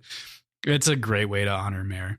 Like you mentioned, Sazed and Spook's handprints are all over here, and like they did an amazing job. It's just so fascinating because it's like it's this circular city. Again, have you looked at the map of this? No, but I've got this right here. Front of the book. It's a circular city, right? And so it's very intelligently laid out. That's why we ride in on like spokes and we've got this whole thing on a wheel. But it's so intelligently laid out and designed that I love the idea. Yeah. Mm-hmm. Right? The Ellendale Basin. Mm-hmm. Meant to be like a fertile crescent of sorts, designed to be this home and this hub. I really enjoy its depiction and the way that it's described as we're moving through the whole thing. I think it's great. Yeah. So much pepper in my mouth. Okay. We get a conversation between Maricy and Wax as well to discuss Wax's uncle's death. And it's tragic. The family between Wax's uncle Edward, his aunt, Edward's wife, his sister, and the recent tragedy of his cousin's death before that, it layers on this cloak of death onto this family tree, leaving Wax as one of the last surviving vestiges of Breeze's legacy, so far as we're aware, it feels like. What a sad story to like lose all of these people this way so quickly in succession to land on Wax. Yeah, he's got a stone-like sort of disposition throughout this whole thing, this commentary, and glares at Wayne based on like different comments. He's confronted with this idea that it wasn't an accident, and his reaction proves that it really has affected him significantly, even when he was doing his best to just believe the paperwork, believe the reports, and he's trying his best to be this kind of stalwart lawman and like the disposition that he's built for himself, but like he's rocked by it quite a bit, it feels like. Yeah, he's definitely off level, especially considering, you know, his uncle and his sister, I think, feel like the most impactful, especially since this was a wish of his aunt. So it's like the cousin's death before, he almost kind of glances over. Like the cousin's death, he gets and he understands. But it's the rest of the family in that sort of mass incident that they lose all of them that feels like he, like you said, is just very cold to this entire reaction. And It's not that he's indifferent to it by any means. It's not that stretch of cold. It's more that like he's had to harden himself to prevent himself from feeling those feelings because he was gone. He very well could have been in that same bus if he would have been in town. You know, not that he's making that assumption, but feels like it. Yeah. Or survivor's guilt, or wishing he was there to save them somehow. Do something. Yeah. There's a little note here about Renette and a lot of wonderful banter between our group here in the carriage, but they eventually arrive at the Vanishers' hideout and manage to disengage a lot of the traps that were in place. They manage to inspect it to find copper and aluminum residue and other deviations, as they've mentioned before, that they're looking for all over the place. They find a number of things. I think one of the most important is a cigar box, of course, that was previously filled with very expensive cigars, as well as some nudie magazines and photos. This scene is a scene that I think I will get later. Like, this feels just like a ton of information that's only half, like, it only half makes sense to me right now. Like, I can't latch onto much or make much of anything. The carriage driver feels off even. Like, everything feels like this is a dump of information that isn't immediately relevant, but will be at some point soon. Maybe. Yeah. I agree with you. I think entirely this is meant to like skirt that line in a lot of different ways. I think it's meant to be encouraging to the mystery, right? In a couple of big ways, to like make you think about the different sort of mysterious elements that are going on and give you pieces that later you can look back on and be like, oh man, I should have put that together. You know, I don't mean to make you like take that and try to scrutinize everything so much, but this is very much like a scene that's meant to lend to that mystery and intrigue. Yeah, exactly. Yeah, especially, you know, the three combinations of things: the carriage driver, the cigars, and the nudie magazines. Wax's jokes about the magazines are fucking hilarious. It's great. But that said, there's a lot to unpack here as far as Wayne's backstory goes. It's really unfortunate, but at the same time uplifting to hear as he's walked this path of this reformed criminal who did something absolutely terrible in the form of killing this father to rob him and making a mistake. But he's also constantly seeking redemption, and I really enjoy that. I like the idea that a character could do something so horrific that they could potentially redeem themselves through story, and they could like work it out and become a better character and like make their way through something horrific. Yeah, maybe like I don't know, cool. Like any character that has a fucking redemption arc, Brandon. God damn it, I'm still angry about the intentionally blank episode. This is me exercising a demon. If you want to hear that, it's in a Devil's Cut. I went on a bit of a rant after an episode. For the first time ever, we recorded a Devil's Cut after an episode, which was enough to give you context on how bad my brain was about that. Yeah, we usually record like a half hour before just to get warmed up and talk about different stuff. Kross gets on. He's like, man, I'm angry. I want to talk about this for a Devil's Cut. But I'm going to be so pissed off by the end of it that I don't want to do it before we record. I'll be in such a bad place. Like, so we just hopped into the episode. Yeah. Cool. I recommend that one greatly because, man, I've never been driven up so far up a tree as far as a writer's opinion goes about the craft. Like, writers have shitty opinions all the time, do shitty things, etc. This one, being craft-driven, pissed me off. It was good. I enjoyed the conversation. Yeah. I enjoyed the leverage to rant about it. Anyway, the point being, Brandon has this character that is seeking absolution for something that he did really wrong. And he knows that maybe he can't make up for it in the eyes of the people that he harmed. And I think that's what's actually really great about this, is I think a lot of authors would have given easy and natural forgiveness from the people that were wronged. And the fact that the kids... He writes letters to the kids, but they still fucking hate him, despite him paying for all of these things and sending money and everything else. It's heart-wrenching in a completely different way. It's complex. Yeah. It's great. It gives Wayne It's crazy a lot. That someone who could hold such a harsh opinion about redemption arcs could write such a great idea of a redemption arc. Yeah. Well, I'm angry about it again. Just kidding. I try not to be. It obviously gives Wayne a lot of personality and backups to his personality, specifically his dislike for guns. I guess he's kind of putting up a front for the most part when he's talking about guns and bullets and his dislike for them, but he's posing it comically, but also in like a confused way. And I don't know if that's just an act to soften the blow, but he doesn't display disgust for them or a fear of them or traumatization over them. It's confusion and confoundness, as it's described a couple different times, I think, like confoundedness. And I don't know if he's doing it for himself or for other people, but it seems counter to what we learn about him here. I think he's kind of doing it in combination, a little bit to delude himself of what he'd done and kind of like make a comedic moment of it all. But this is also why I wanted to point it out last week that he was so specific about using dueling canes, and how Wax also mentioned that he was so bad at using guns, and making such a specific point because his backstory is so derived from this fact that he is, the bottom of this was so fucking spicy, so I'm trying to talk quick so I don't die. So he's trying to unpack his trauma with comedy, and I mean, that to me engrosses Wayne's character, is trauma through comedy, or comedy through trauma, whichever way you want to spin that. Yeah. I mean, I can buy that. It just felt that track for you? It felt misdirection-y a little bit. Yeah. Well, because he was trying to be funny about it. He's like, I'm so bad with guns, and like, but I think Wax not. would have been it's like, not that. It's not. I'm bad with guns.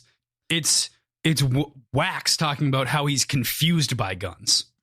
That's true. That actually does. I do agree with that. That does feel like a little bit of an inconsistency. If it were purely from Wayne, it feels like he's making a joke of it. From Wax, it sounds like an incompetence, which is different. Wayne is incompetent with guns, as we understand, but that's because of a traumatizing event. So, like, and is it because they're close friends that they feel like they can make fun of this? Like, that's maybe, or he was asked to not bring it up to anybody and just treat it like I'm confused. Like, hey, let's not talk about it. Treat it this way, even when somebody else new comes in. I could see that being the case. They are really close, but we do know that he wouldn't be able to shoot properly because he contextually, nope, that's 16. That's in 16. Never mind. Where his hands shaking. Yeah. Mm-hmm. Well, no, actually, that's true beforehand. They do talk about his hand shaking every time he's holding a gun or looking at a gun. Wax actually makes that comment that he can't stop shaking. There's also physical commentary of him holding a gun in 16. It's a little bit different. Mm-hmm. There's the comments about bullets bouncing and like why would they do that? Blah, blah, blah, blah. Like, yeah, there's some inconsistencies there, and it's probably fine. I think it's all POV driven and meant to be something to lead you into Wayne's perspective and like try to get you to think about where he is, and then landing here and being like, oh, my closest friend turns this into a joke to try to not make me feel like a piece of shit. And like, I think that's what Wax is doing in those moments, is like turning it into a joke to try to help him out and be like, you're bad at this. That's okay. And you've got ways around it. That's cool. But for him, I think deeply personally, he can turn it into a joke, but at the same time, very clearly in the way that he feels about the kids of that father, he cares quite a bit. Yep. And so I think that haunts him. In the same, like, we've got two people that have different forms of PTSD. One we saw immediately on screen in the form of Wax killing Leslie on accident with a gun, and then the second being Wayne through indirect messaging. Both of them errors with guns, violence with guns, causing problems inside their lives. Mm-hmm. Whew. Tough to be a lawman, or a thief, I guess, and then a lawman. Wayne is so interesting that way. But we end this chapter by really beginning to unpack Miles' 100 lives, or Miles Degautier, whatever. French. This chapter, French shit. After Wax returns and the chapter ends. So we get a little bit about the man. He's going to be fun. He's already a fun character to explore. We get a lot more of it throughout this section. But yeah. We do. I think I just want to move into it so we can talk about him more, because I think, like, in perspective, we're going to have more interesting things to say. So we go into chapter 11 and we move over to Miles' point of view. And let this be known, this is really, I think, truly our first villainous, antagonistic point of view Marsh is a little wishy-washy as far as like his intentions go. I guess we had like the very limited point of view of, yeah, that's exactly where I was going.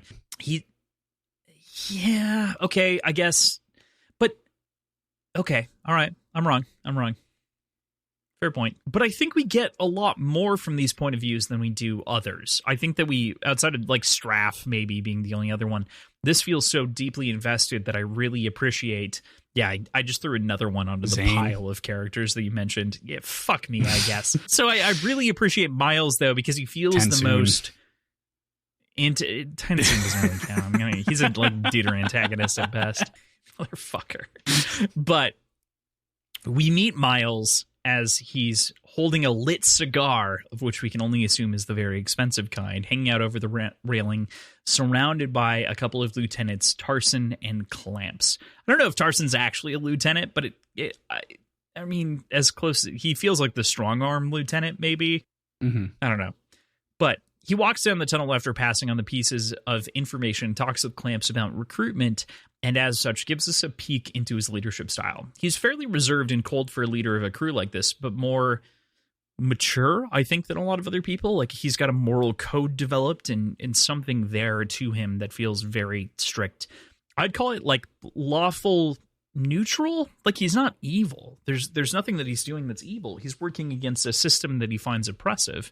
But even with confronted with the possibility of this being a setup between he and Wax, Miles carefully dismisses it and moves on, explaining his plans for reform and why that isn't the case.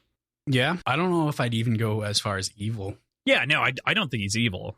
Antagonistic, evil. You said two neutral. Different things. You said neutral. Yeah. Okay. I misheard you. Or I started my spiral. It's fine. Right off the bat, though, we get this really complete character, which is great. It's awesome. It's awesome to jump into somebody and immediately get fleshed out like this. I'm really liking everything we're getting from him so far. And that just gets better and better as we go. Yeah, Miles is fascinating for a Brandon perspective because I think that I was just mentioning all the other villains. I feel like he adds a lot more than other ones do because he has a competing philosophy. He's not the embodiment of an opposite evil, but he is, I think Miles makes this comment in chapter 15, he's consumed by a single thought, a single ideal. And I think that's vengeance, I think is what he says. Even that, I feel like, is a little bit too simplistic for what Miles is seeking, but I think that it does lend itself, like you're saying, to a more complete character because he isn't so one note or denoted evil or bad. Like, he's so much more complex than that. Yeah. There's a little mention of Trell here, a remnant of a belief system from Era 1 that Sazed had, of course, preserved inside the Words of Founding, finding it important. Trellism, Miles feels, points to him being special in his own head. I want to ask you, what thoughts do you have on Trellism having survived and then having people that believe in it in post? So Trellism was Mare's religion, yes? No, Trellism was the religion of the 1,000 eyes in the sky, the stars. Interesting. The god that looked down on them from the stars. Okay. Right. The navigation kind of deal. Yes, exactly. Yeah. Okay. I guess it can be a self-centered kind of deal if you take it that way to look at all of these eyes looking at me. Why would they be looking at me?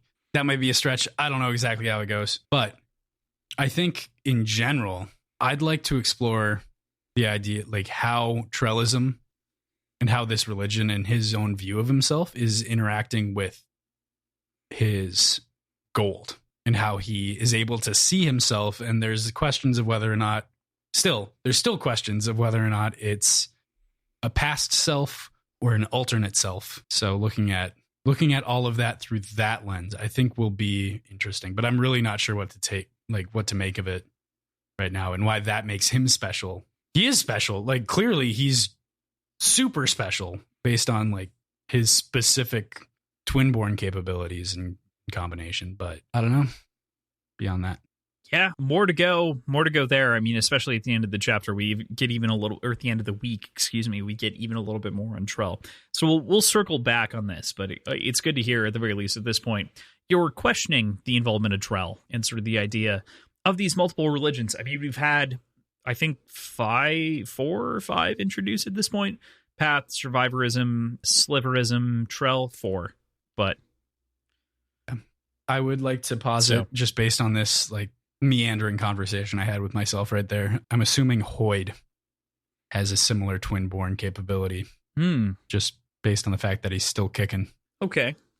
And seems to be human. Got it. Okay. So the fact that he's still alive 300 years later pitches something. You can hear... That's what we have as far as a function of how to survive that long so far, other than be a Khandra or a god.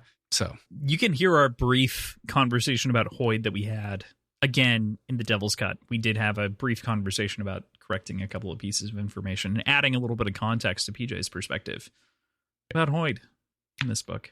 It's in the Devil's Cut. Mm-hmm. Fucking Hoyd. So, fucking Hoyd. We are introduced to a new character here, as our crew had anticipated. We have our backer, Mr. Suit, a tea-sipping man who has a vested interest in Miles' cause, and the Vanishers for his abductions that he needs to have accomplished.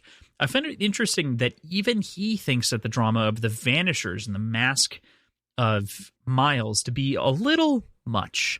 Both of them are confounded by Wax's involvement in this moment, in the situation. They need to find a way out of it. And Suit even puts some of the blame on Miles for forcing his hand to make Wax involved. What do you think of our new character and the combined assessment of Wax? I mean, he certainly seems like a noble in our traditional sense. Our Lord Ruler, like pre-death Era of 1, Lord, yeah. It's not much of a surprise in my book, given the wealth surrounding him, able to fund something like this, and perceived selfishness and motivation. As far as Wax goes in all of this, I don't fully buy the surprise that Miles puts on for Wax being around and being involved and getting pulled into all this. There seems to be a very pointed rivalry there. Like we get some context and understanding of how they know each other, but we don't get necessarily a falling out between them, and there's just some strange vendetta that I'm like keying into that this doesn't feel by chance. Yeah, Mr. Suit, I think later on we get an understanding that he is part of an organization called The Set. That's pretty fucking theatrical, man. Who it's is definitely he to judge?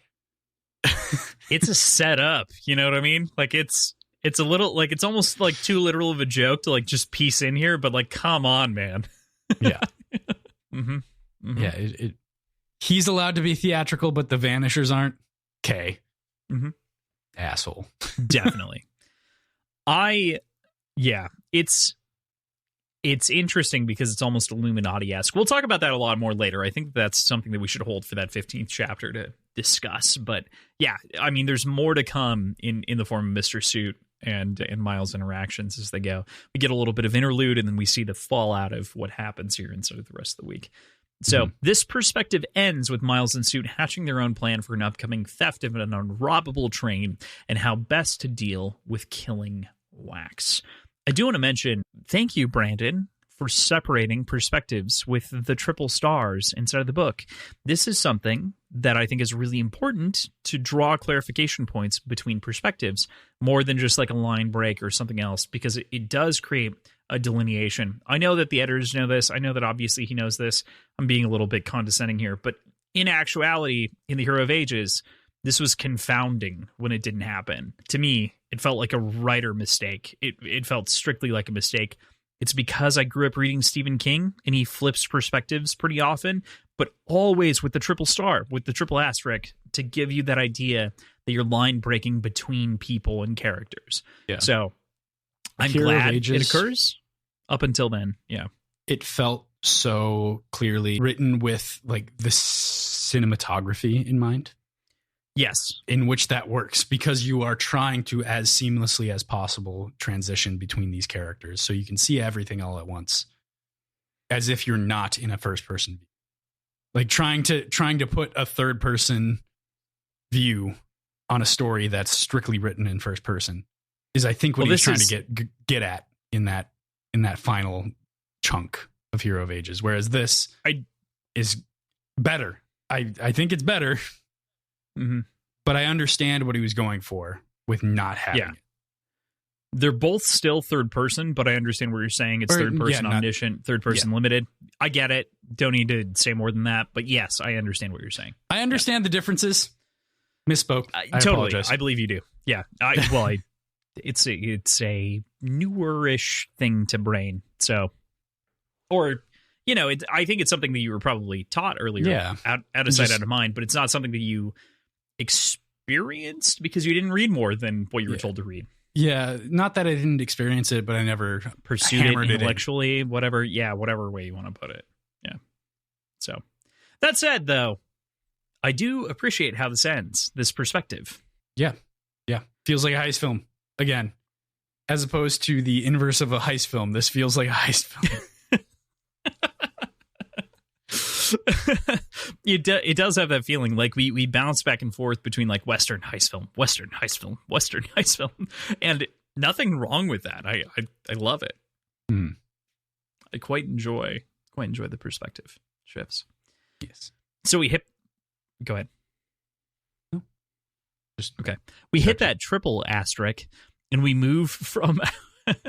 We move over to Wax talking about Miles and giving us an explainer on the power of compounding and really like defining it for us in a hard way that we hadn't had before. Since he's a double gold user, he's effectively immortal and able to almost never run out of health as a blood maker. I should say like immortal from damage, I guess is the way to put it. Like he's not age immortal, but he's immortal from invulnerable wounds. Yeah.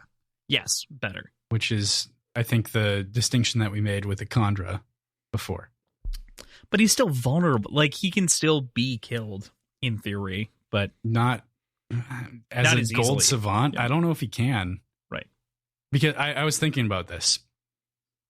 Yeah. He heals so quickly that as a bone breaks, it fuses back together. Like, it heals before it finishes breaking.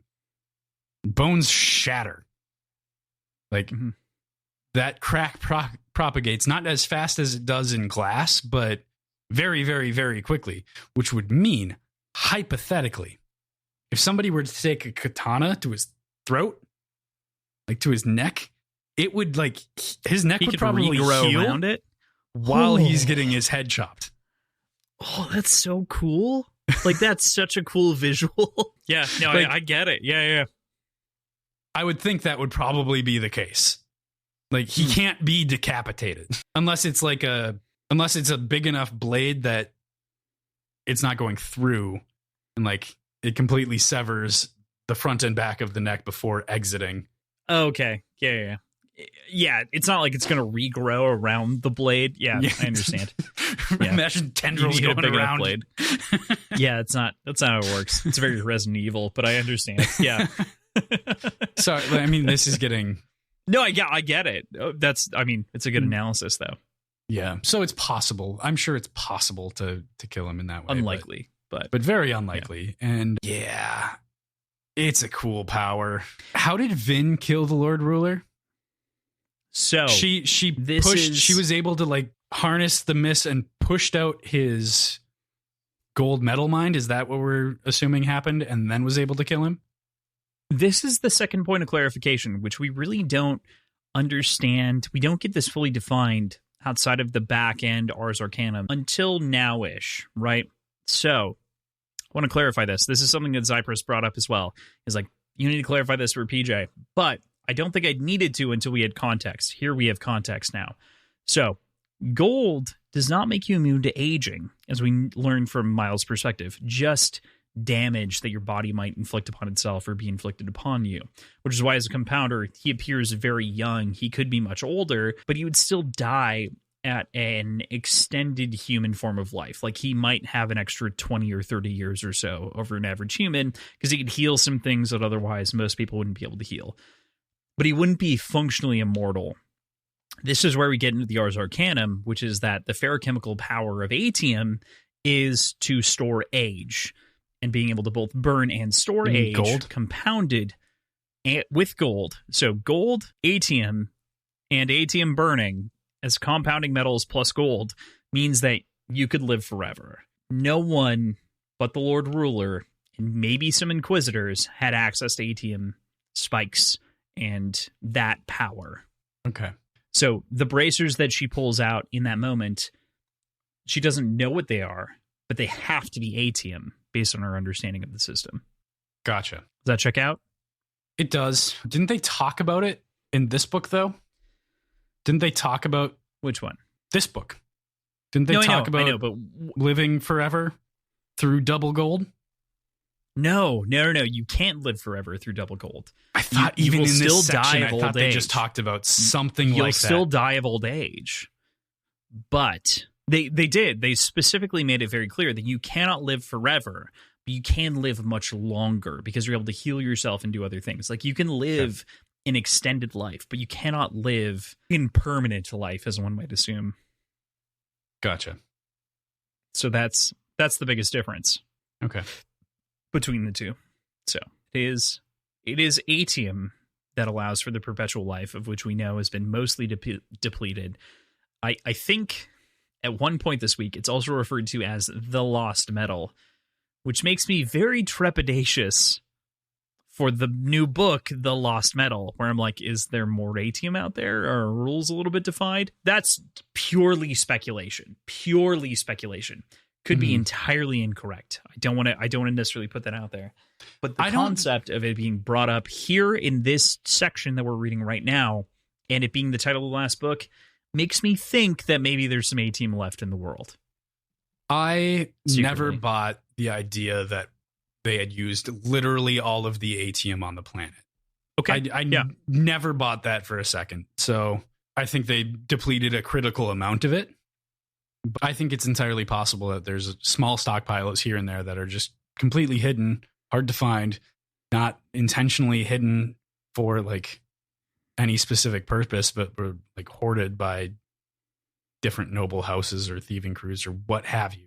And like there are small little pockets of it here and there. The fact that it would be just to clarify, I think it would be purely in harvested nuggets. It would have been things that had been collected before the end of the world. Right. Because based on the assumption, we can't assume that anything is grown post the end of the world in Era 1. Yeah. I still like there's still the fact that I get that it doesn't perfectly fit into the allomantic like matrix. Mm-hmm. But there are still atium mistings that can be born and exist and potentially still do. They just don't have access to it. Like there's something more intrinsically built into the allomantic table than just, it's an additional metal that was the god's body, I think. Okay. I think that they get into this conversation a little bit later, so I'm going to hold some of this for them talking about the philosophy of the allomantic table, which I think comes in the chapter where they're in Renette's house. And I think we'll discuss that then. But I want to hold this until we have that perspective, because they do believe that the rule of 16, or the number of 16, has been broken by their understanding of allomantic principles, according to the Words of Founding. So like the entire book, by the entire book, I mean the entire like principles of allomancy may be misfounded by that comment. So we'll hold until we get there. So fun conversation. I really love the way that Era 2 enriches this story so quickly without creating like a whole ton of divergences, and it does it while also conveying an entire story. So I love the way that this encourages conversation in the best way. After a brief divulgence tackling the legality of what they're doing and whether or not they should be going to the constables, Wax pressures and reveals something to Marcy. He knows that she's an allomancer, of course. He figured it out a long time ago based on the table that they already had existing. Yeah. Or he assumes. As soon as she said with conviction and certainty that Steris wasn't an allomancer, I'm like, because she's one. I assumed it was because she was a seeker, which isn't the case, but so I was right for the wrong reasons. But yeah, I'm like, okay, be that certain. I got you. I understand. I'm assuming it's more of a coming from a place of jealousy or something like that she's an allomancer and Steris isn't, even though They're not, like, from her perspective, it's a useless metal. It gets really interesting when we consider it all a little bit later, right? When we think about the fact that Steris and Miracy are half siblings, not cousins, as is made out to be. Yeah. And even here, we're still believing that they're cousins. This is where it becomes a little bit more strictly interesting, where it is a division between these two siblings. And that's where I think you can see this start to mentally harden between these two characters, where she's like, I need to make it not a big deal because Steris is also the heir to the throne in a big way of the family. So like there's a lot there. I agree with you. It's just like it's a very complex situation between these two sisters, and we don't have Steris' side of the equation yet, but from Miracy's perspective, we've got a lot. We know Miracy knows, but do we know if Steris knows? No, we don't. Okay. Either way, you brought up legality of what they're doing, and that conversation is obviously a very complicated little bit. There's quite a bit of irony that goes into it, especially considering Wax later commenting on putting a rogue former fellow lawman down personally. Like, it's all right.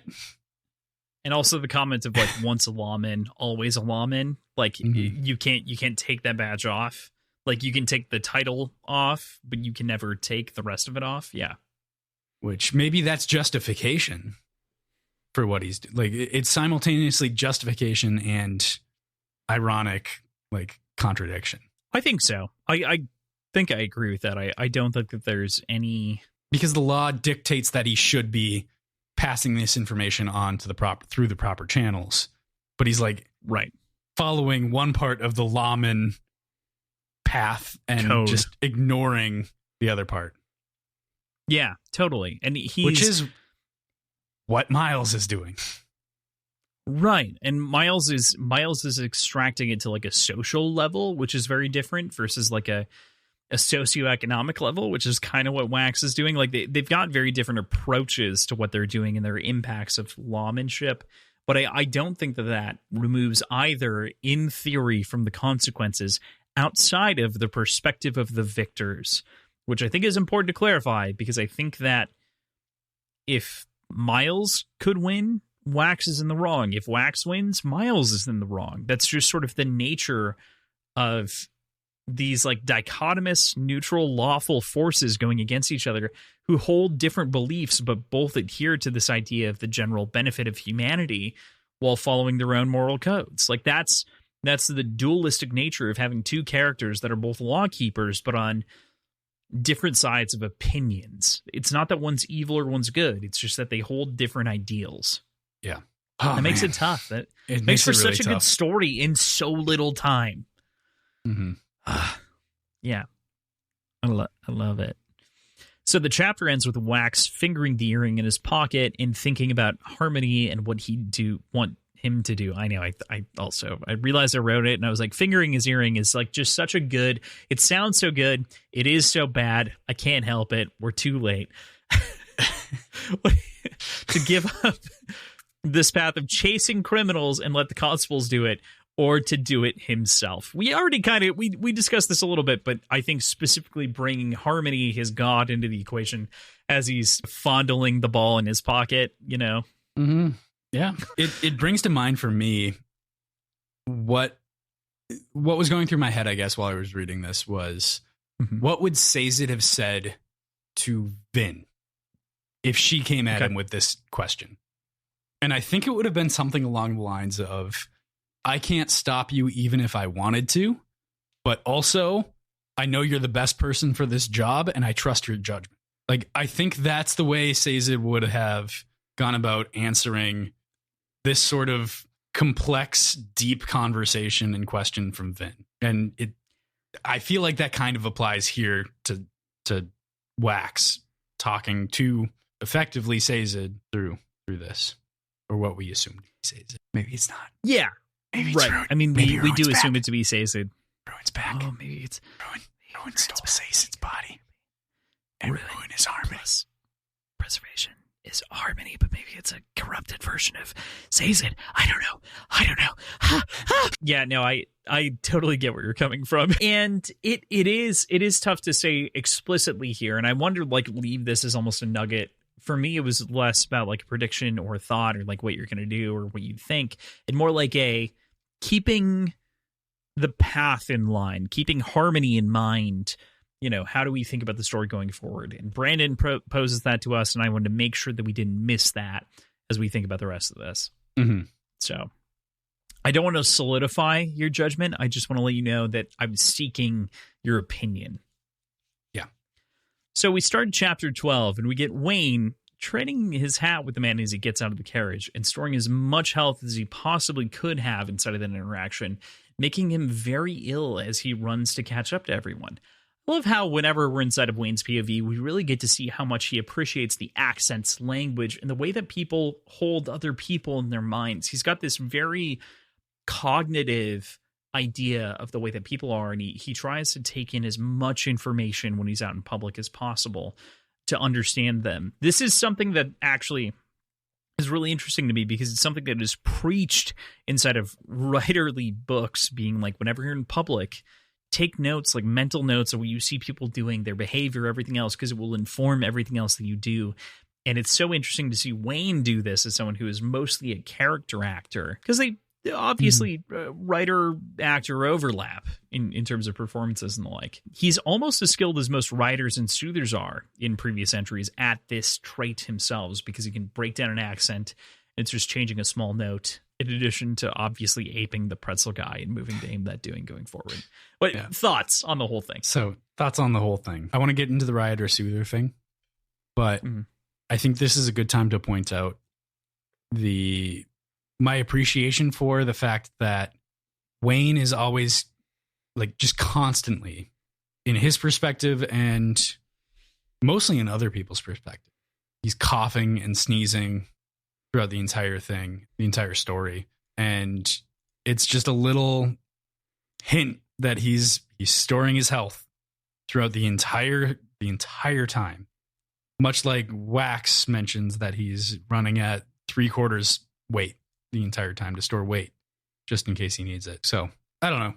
Nice to see a physical representation and reminder of that throughout the entire, like, story and interaction with him from other characters. But Rioter Soother thing is a great comparison. And I hadn't considered that, but it is very, very true that he's able to do similar, he's able to achieve similar results and goes through it in a similar way as they do. I really appreciate his breakdown of accents and language and demeanor and outfit and personhood in general from the people that he's interacting with, and whenever he dons a specific persona. Yeah, he talks about how the last thing he's able to steal is accents, but it's clear to me, at least, that either he's stealing entire personas, like entire, like, personalities, or he's very good at making them up and fleshing them out and giving them backstories. Yeah, he's making trades for certain things, right? Some of these trades may even be subtle, like when he's having the conversation with the guy to trade his hat, he is talking to him and continuing to talk to him. And so he's gaining things. This is why I brought up, like, the perspective of Wayne's trades, which is that he might give something less for something more, and at the same time someone might anticipate what he gives as something less, right? Because Wayne, from interpersonal communications, gains a ton. The more that he can talk to you, the more he knows how you talk and how you act and how you behave. He's ingesting that. He considers that stealing, though. Yeah. What I'm trying Not to equate trading. it to, I'm trying to equate to sometimes it is a trade, because if he can talk more, he can make the balance of the equation of the trade more even, which is why he is like, I'll offer you a pretzel. And he's like, no, a hat'll be fine. And he's like, okay, I'm cool with that as long as you're cool with that, because I got more out of this than you did, but you're good with it. That sounds great. So he's like playing his own side, of course, predominantly, but at the same time, he's really seeking equity in all of these interactions as much as he can, including even all the way back in chapter 10 or 9, the exchange of information between prisoner 1 and prisoner 2 is like totally meant to like benefit as he like lets out prisoner 2 and he's like, dude, you need to quit this life and do everything else against this. Those are our first hints of like Wayne being a regretful criminal. And so we kind of start to see that payoff over the course of the rest of this story that we've read so far. And I just love the way it manifests here inside of him trying to trade for things. And I feel like these are varying degrees of payoffs and varying degrees of setups. Yeah, it's true. Yeah. So fucking good. It's really fun. It's so good. It's really good. What were you going to say? Oh, I was just going to say, it's beyond just being well done. It's very, very fun to read. Yeah. Yeah. Wayne's perspective is brilliant. I think truly. I think it is. He's our boy. He is our boy. This could be a character that is strictly a joke. Strictly a joke. This could, to draw a comparison, Severo at times in the original trilogy feels like this. I would go as far as saying that he mostly feels like that. Yeah. However, I think that he does have some other depth, and we don't need to get into that. But I think that Wayne escapes some of the Severoisms that I would place upon him because we're inside of his POV, and we add a little bit of depth with the way that he kind of trades and exchanges with things a little bit deeper. So, yeah, them's my thoughts. As a group, they begin to work out how the Vanishers could possibly be going about their elaborate schemes to steal iron ingots and all of the rest that they've stolen. They quickly rule out sliding as it's too expensive and the bubbles themselves would be too small. They need to like have a series of red shift, blue shift bubbles in order to even try to overlap to steal these things. It couldn't work as big as they wanted to. They search for machinery that could have been used to conduct the robbery, but come up short here too for the time being. What do you think of this whole investigation? I mean, it's groundwork. It's groundwork that's very, very well done and not boring to read.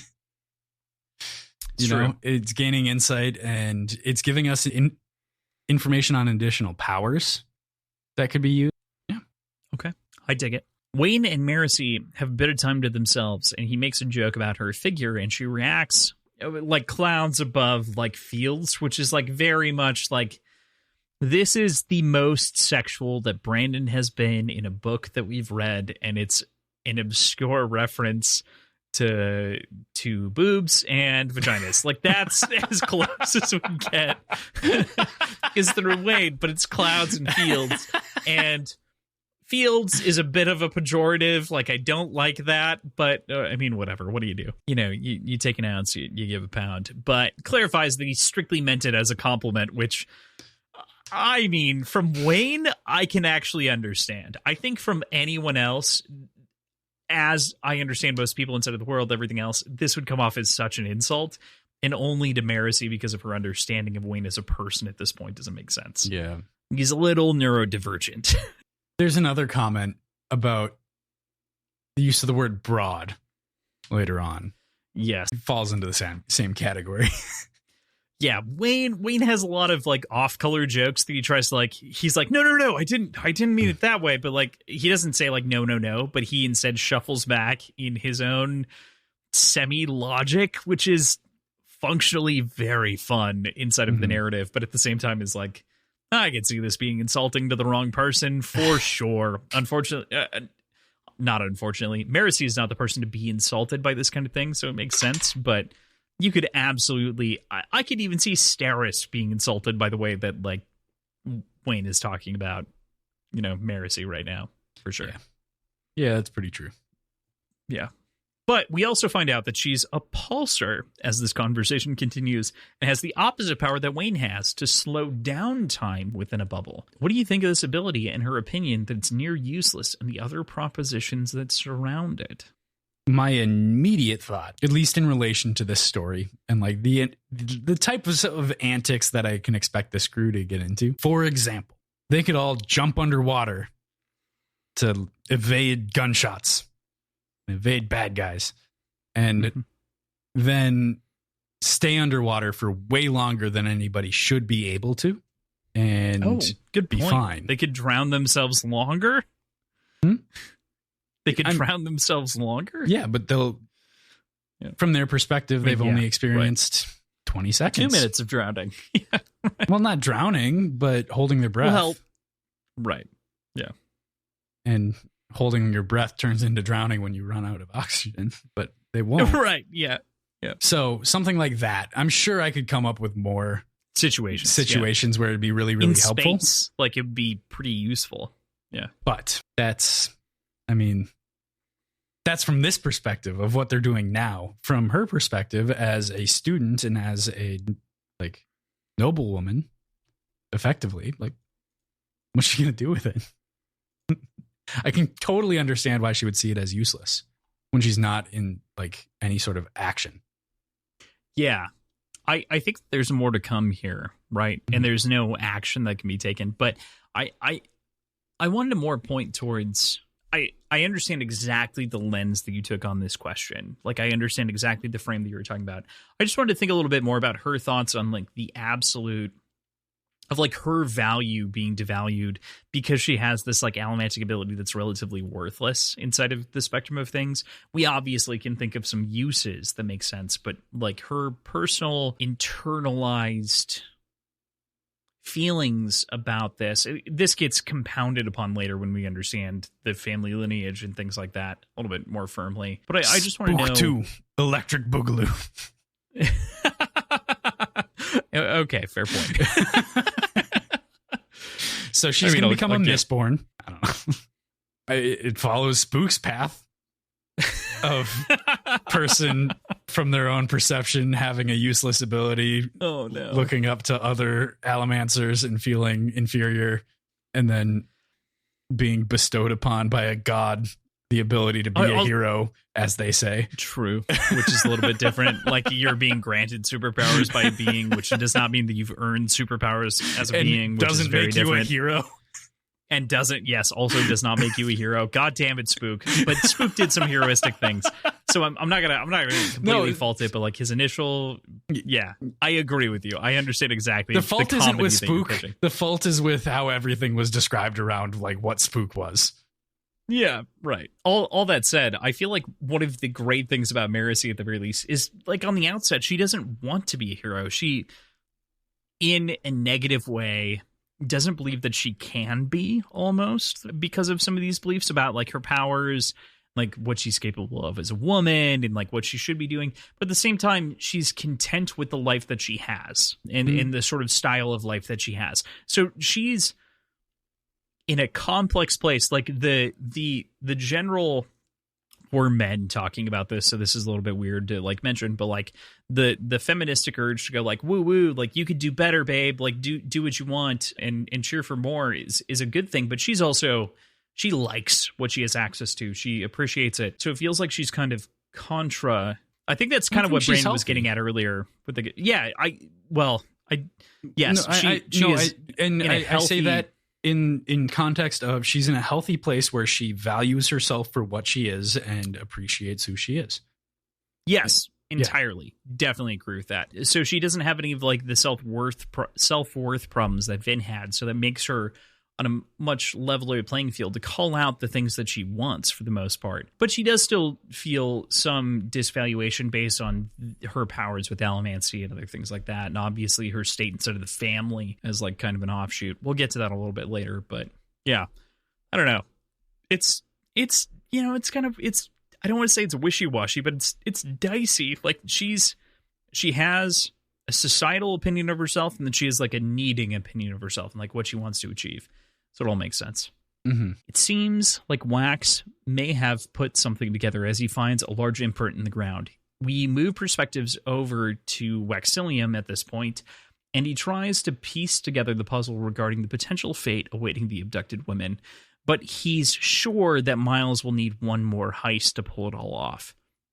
Wax hears a scream and turns down the train, coming to realize that Miles is right behind him and shooting at him. I really appreciate the intelligence displayed here, understanding all of the analysis, all the analysis that Wayne put, all of the analysis that Wax put into this, understanding how much aluminum was stolen versus how much he would need for this operation and the amount of wealth that carries with it. Whole thing.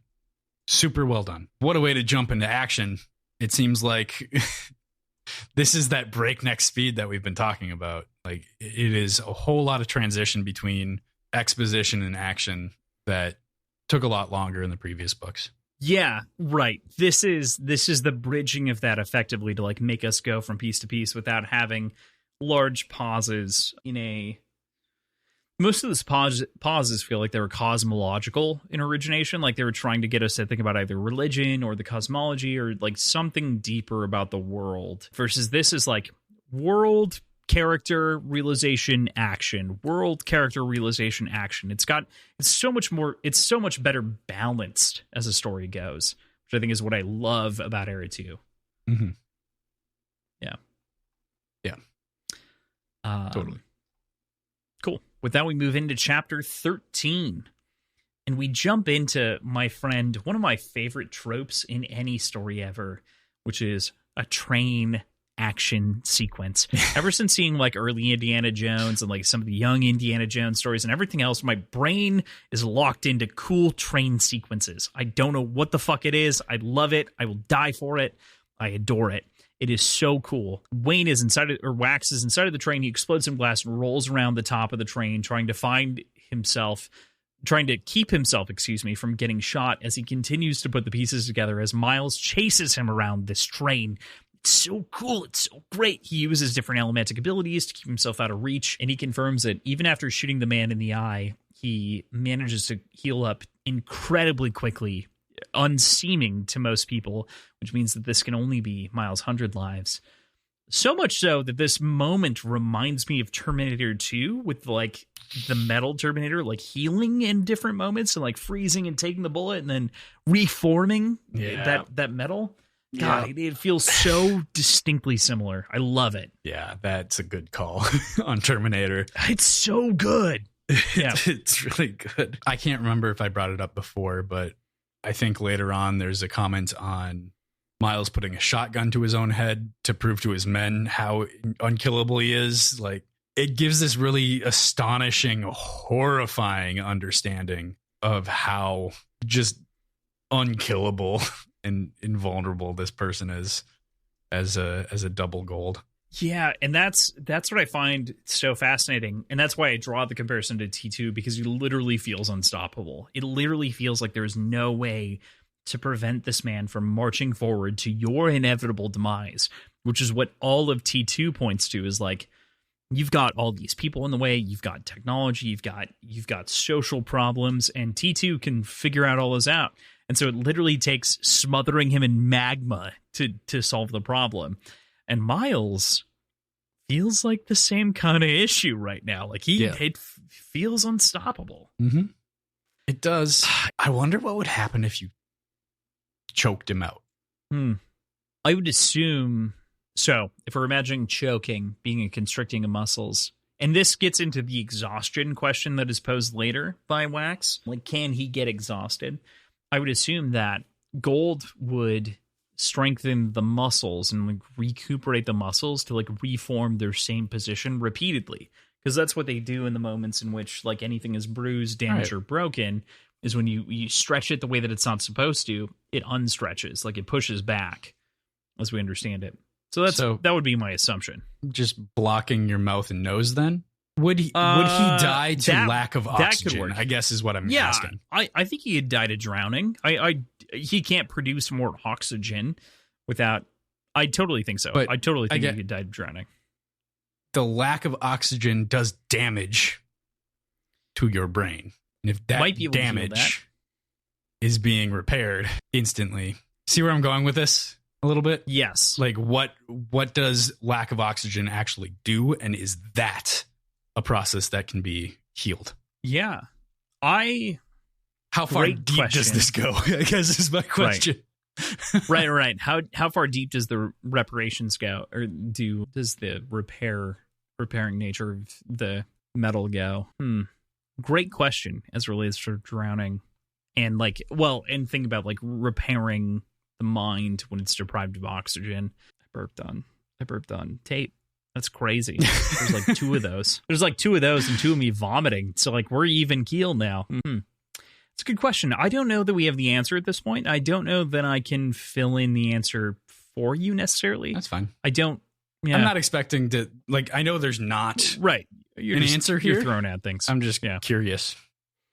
Yeah. And man, while there's a lot of fire exchange between the two pairs of people, it's crazy to see how much better of a shot Wax is versus Miles' previously mentioned strategy of bigger gun gauge and like bigger ammo gauge, like hit a larger target, kind of a one and get 'em done strategy. Eventually, Wax manages to shoot the aluminum weapon off of the train, knocking it well out of Miles' reach. What do you think of this scene in terms of the way that it sets these powers against each other? So I need to constantly remind myself that we're not dealing with Mistborn and that aluminum is not like pull or pushable. Because I'm like, oh, they're fine. They can just grab it. What does reach have to do with anything? And I just have to constantly remind myself of that this is not a different set of rules, but a different situation that we're dealing with in this story versus what we were in the previous trilogy. Capabilities. Yeah. So that's what I thought about this sequence. It was super cool. It felt almost specifically Firefly-esque in that train sequence because of the like sci-fi Western feel to it. So I don't know. That's where I was at. Yeah, I can equate a lot of my like humor comparisons and everything else to Firefly, which is, I feel like, not all the time and not immediately, but this does feel like it has, at the very least, the tinge of Whedon-esque humor from Firefly. Like, to me, it's not like it's a spiritual inheritor or anything like that, but it does run with a lot of the same tropes and the same humor concepts because Brandon has said he's been directly impacted by Whedon's humor. So, yeah, that makes sense. Like, it does. Yeah, tracks for me. And it's sci-fi versus fantasy, but like at this point it doesn't really, like we said, this is sci fantasy to me. Yeah. Like this approaches a degree of, you have so much reality baked in that you start to create a different spectrum of things. Like it is fantasy, sure, in the way in imagination, but you've grounded so many things that, you know, what's what at this point. What? I really love our villain speech here, circling around the ineffectiveness of lawkeepers as generally a way to keep order in the world. I serve the law, Wax says. I served it too, Miles called.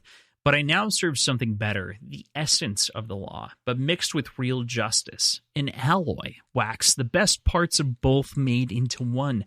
I do something better than chase the filth sent to me from the city. What an amazing speech. It's brief, but it's great insight and great insight into his own motivations. It's a really pure form of vigilantism. Maybe one that's maybe not pure, but simple. It's a simple form of vigilantism that's been maybe taken advantage of by the suit, whatever it is. Hard to tell at this point. I'm not going to pretend to know.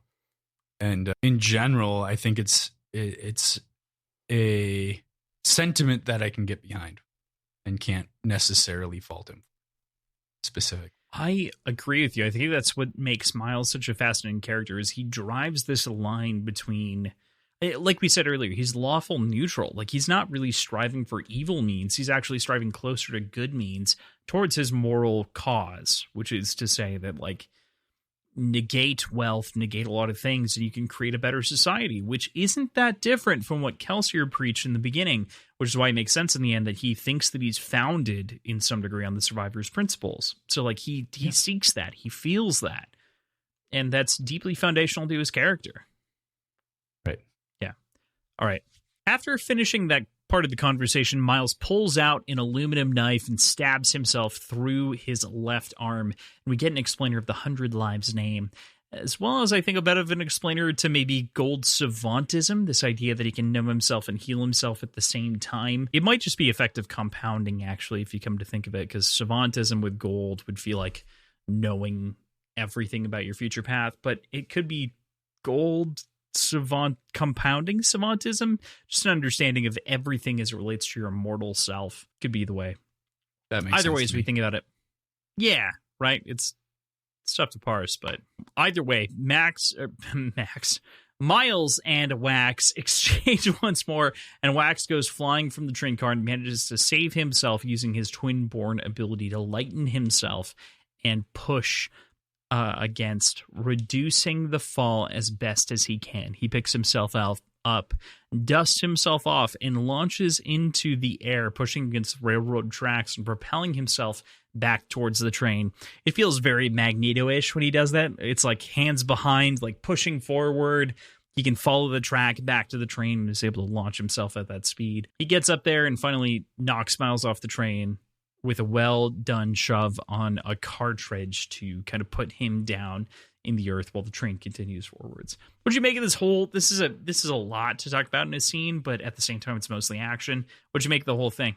Yeah, it's mostly action, and it's the sort of action that is reminiscent for me of the fight sequences of old, as I'm calling them now. It's not quite the same, but there is that sort of cadence to it that I've grown to appreciate. So it was fun to see that come in.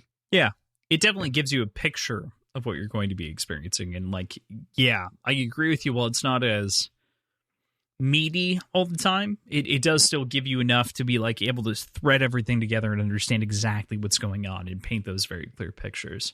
Mm-hmm. We then move to Wax and Co. in the closest train station, recovering a bit before the journey can continue. They discuss Maricy's education and pop off little jokes about anatomy and the knowledge therein. I find the exchange about the number of bullet wounds, just the bullet wounds that Wax has experienced, to be like this moment as Maricy remembers it, and like Maricy remembers 5, but there's actually 7, to be like a almost don't meet your heroes kind of moment, which resonates, I think, a lot through this chapter, where like it can be, I think don't meet your heroes is meant to be a disappointing thing. Like it's meant to be something that disappoints you naturally. I think in this case, it's something that is kind of the opposite. It's a hopeful kind of perspective, but it still paints a very different picture where like meeting your hero still isn't the same as whatever is written about your hero. They're a person. They're very real. There's a little bit of dissonance there, but nonetheless, I still feel that. Yeah. Yeah, there's sort of the inverse of it in this sense, but throughout this section, there is the more traditional don't meet your heroes conversations. I think it's earlier on, if I remember correctly, and maybe it's not, and we'll get to it, but just the commentary about how all of his most famous gets were entirely motivated by money, or the fact that he hadn't eaten in several days, or what have you. Oh, yeah. And like it's a very different picture than this noble lawman that's written about. Brave. Yeah, champion. Right. Yeah. That might be later on. I can't remember. I feel like there's a lot of jumping. I think it's earlier. I think it's earlier. It might be the next chapter with Mary or at Renette's place, but for some reason I don't feel like it is. We do get some stories in Renette's place, particularly about Glow, but I thought it might have been at the same time as that. It might not be. I think it was earlier. I don't know. Point being, though, like I think it still stands to register that there's a conversation here that's happening naturally between Maricy and Wax, which is meeting your hero and the expectations therein that you might have of them and their behavior as such. I feel like Wax is painting a better picture of most people who worship their heroes than I think a lot of people who say don't worship your heroes think, comparatively. Even though he's not painting a perfect picture, he's still, it's a disjointed one, at the very least. It's true. So we end this chapter settling that they need to head somewhere safer, and Wax and Wayne inadvertently settle on going to Renette's place because no one's going to look for them there. Right. This has been mentioned a couple times in this section or chapter, and cool. Decide to go there. I want to know, like the 16th descendant of the Ladrian house being sort of an Easter egg as you described it. I'm wondering if Renette is also an Easter egg, the name itself being Valette, Renew kind of smashed together. Wow, yeah. Or if there's something, if it's not related at all or something different, I don't know. That's interesting.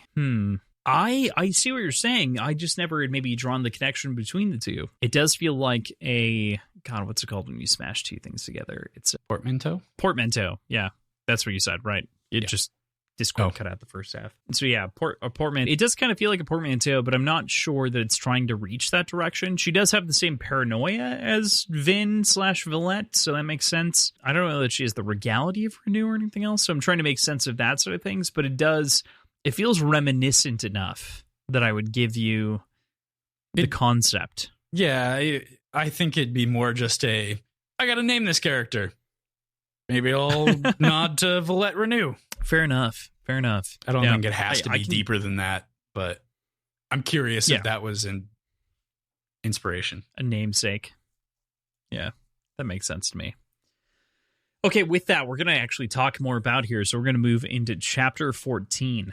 They wait on the doorstep of Renette's place, and Wax gets the door slammed in his face, and they get hustled off the steps at gunpoint. This only gets worse as we continue. I love the fact that the count to 10, but it's like more of a count to 3. It's like 5, 4, 6, 7, 8, and it's like there's just like a rush there that happens between the vocalizations, and it's so cleverly driven to be like, you don't have 10 seconds, you have 3, but I'm going to count to 10 to like hopefully give you a sense of the fact that you can do it faster. You know, it's a great little bit. It rattles everyone. Wayne, of course, convinces her to open the door with a bribe from a distance, which I think is great. From like Wax's pocket, bribes her without his knowledge in the moment, and it's one of those aluminum revolvers that he'd managed to recover from the train robbery. She runs through a bit of a composition that would lead to this idea of an aluminum gun and its functionality that I think is wonderful as we start to break into the room itself, and we see her character kind of melt a little bit behind this opportunity for discovery. Yeah. Hey, we've talked about this quite a bit already, so I won't dwell on it too much, but this is another highlight of Wayne's trading and perception of value. Seems pretty spot on. Seems pretty good at it. He's doing a great job at the whole thing. So yeah, I would agree with you. It definitely mirrors that idea. And he's trading for what he needs. He's trading for safety. He's trading to not be shot. He's trading for a number of things here, which is a home base that they don't really have because they can't even go back to Wax's place because they don't know who's a spy and who's not, potentially. Not that there's a more than zero chance as they anticipated. So Marcy, though, we switch to her perspective, and all told is not immediately fond of Renette, especially after she refers to her as an ornament. What an insult. It's one of the best insults I can think of, to call someone an ornament on top of someone else. Yeah, I'd probably take similar offense if I were in her shoes, but I would be lying if I said I didn't laugh at that. You and I have a penchant for unique insults, so I would expect you to laugh if someone called you something unique. You'd catalog it, and then we'd talk about it in post. Because we've often, ever since early 2012, 2011, maybe even Day 9, coined the term that meant nothing, and this was intended to mean nothing, but like bitch ankle. Like, we've latched into the idea of unique insults, which I think is also a reason that we loved Wilfred so much, is Wilfred also had so many unique insults, and we just like latched into this idea of calling someone like I mean, like, I can't think of it immediately, but like we just latched in this idea of like creating unique insults out of a smattering of words slammed together to either describe someone or maybe not, but describe something that's so offensive that they would be offended. Like, that's the strange combination of things that we loved. Yeah, it's definitely a shared source of humor for us. Oh, for sure. But I think the POV switch isn't like wrong, though. This isn't like irreverent. This isn't like nonsense. This is calling her a trophy, an ornament, like someone pretty that's just there to be there. Oh, from Renette's perspective, for sure. Like, that is definitely it.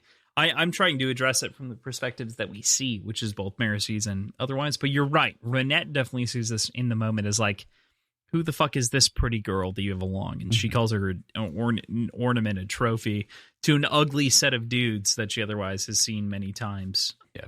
You know, Yep. the usual pair, so to speak. Exactly. That said, I think the POV switch is really smart on Bran's behalf. On the whole, this changeover between perspectives means that we aren't just exploring Renette's place through a familiar internal monologue or something that could be explainy, but instead get a fresh perspective as Marcy looks around the room on this sort of introverted gunsmith and is able to take in all of these different details. I figure you'd appreciate all the little flourishes that Renette has gone through to make her Iron Lurcher abilities work for her as well in these moments. It just feels like such a Absolutely, I thing. did. Yeah. Oh, I was my waiting God. for this. I've been waiting for this for months, like a full fucking quarter. Yep. Since This May, is my exactly friend. how I would conduct my life as a lurcher. Yeah. It's perfect. Oh, You can make it work so easily. Mm-hmm. Exactly. I think it's been since genius. the first book that you've asked me like what I would want to be.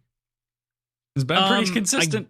I did, and I think you've always settled on Lurcher. Like you've just been staunchly in support of Lurcherism. And For this reason. I think that I was waiting this whole time for you to hit Renette, because Renette has made the lazy Lurcher work so well, because of the way to like open doors to like clasp and like grab things together and like have a pulley system that can pull the door up and down, like pull it towards the center because you're pulling on metals. It makes sense. Like all of the mechanisms to make this work make perfect sense for lurchers. It's not something that we would think about as normal people, but I think that like even X-Men thinks about this kind of shit in the way that like doors open and things work. And I don't know. I think it's great. I love that you latched into Lurcher. I just tend to be your Renette. I'm Wax entirely, like in terms of power choice. And I understood that from the get-go. And I thought that was very funny that we landed in these character types before you knew the full context of things, which I thought it was genius. And I think it was really funny as we look back at all these episodes, because you've been so firm on that from the beginning. Yep. It's true. So I like her. I do. I get it. I totally get it. Yeah. So we get a big piece of news here, and I don't think you had keyed into it in last week's episode or anything like that, but we find out from the internal monologue that Marcy is Steris's illegitimate sister. Did you see this coming? Nope. Hadn't considered it. Never crossed my mind to question the relationship. I like that it's the same story that Vin went through when coming into Lord Renew's place as like, oh, I'm the far off distant cousin. Yeah. There's some parallels there, but and that does make it fun, especially considering she's drawn the comparison between her and Vin already in the form of like, I don't feel like the Ascendant Warrior because I don't need to do this. So it does feel like an apt comparison. Right. There's, that said, a lot more complication now to the engagement to Steris and their relationships they're in. So maybe it's built in. It's kind of built in. Contra question. Is there a complication there? Like, there isn't a complication in the sense of the marriage because it's between Steris and Wax. Like, it's just the fact that we have maybe Wax and Steris, or Wax and Marcy falling together because of the plot of this book. Like, that's the complication. That's what I'm talking about. Yeah. But does that complicate it further because they're related more directly, like a half-sister thing, or? Depends on how the contract's written. Sure. Okay. Like, I'm allowed to have mistresses, but maybe my sister's excluded from that. Yeah. That's... Oh boy. I'm not prepared to debate that, so I'm just going to sit that one out and let it ride. We do need the text. We need the text of the contract. As mentioned, I've negotiated many a contract. I just need page 27, I think. Whatever page it. You know, I need the definition document, so I need the initial definitions of like how everything works, and then I need the sub to signature page because that's where everything happens. So, you know, I need those two documents. I'll evaluate in the middle as we need, and that's where the action happens. Right, the action happens. It's the room where it happens. Ooh, it's the room where it happens. Anyway, some Hamilton for everyone. So we get information here, though, as we proceed through these chapters on Renette, of course, and Wayne's fondness of her. He chases her, and she pushes back. Wax believes otherwise, though, and she's not interested in any man like that. And that brings us to our first potentially queer character in the Cosmere. It's a little bit of representation, but I gotta at the very least mention it, especially since Brandon has been so, comparatively to a majority of the Mormon faith, has been so supportive of queer people. I feel like this is very important because it does not line up with the immediacy of the LDS faith, and he has consistently hit that and supported that against his own faith. Yeah. Or in support of people accepting that within his own faith. You love to see it. So I gotta mention it, even though it's very small. Yeah. Good on you, Branderson. Mm-hmm. Like, I mean, it does feel like you acknowledge this, like, oh, good for you, thumbs up. But at the same time, in the context of such a politically active faith that is so involved in everything very immediately, especially considering he's a teacher in one of their biggest schools, this is a bigger step out than one might imagine. Like, this is a bigger statement, I think. Was there anything in Elantris from any of the side characters? No, not that I can think of. I mean, another thing that we've talked about yet is the sort of like autism representation from Elantris going forward, but like that's a different thing. That's a different representation standard, but yeah. Yeah, there's that. Elantris didn't, but okay. Yeah.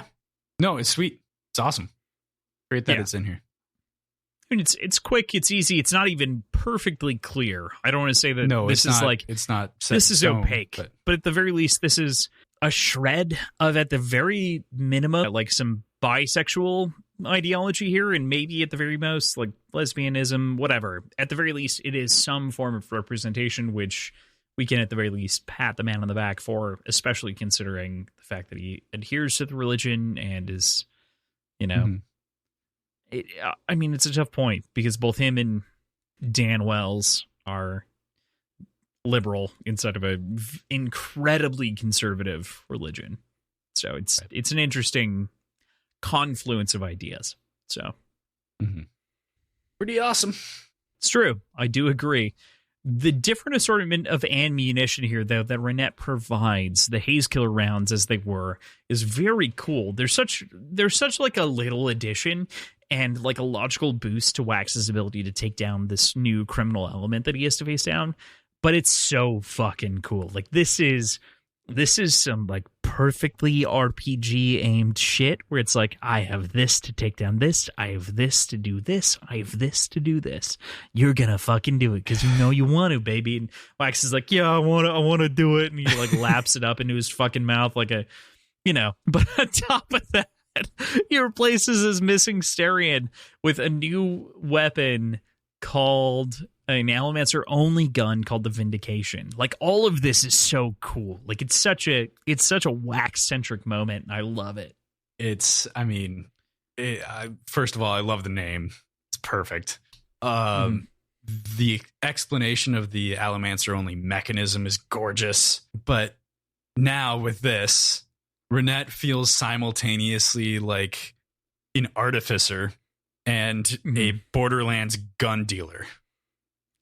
Like she works for Torg. Yeah. Okay. I mean, that's kind of what it feels like. Mm-hmm. I love it.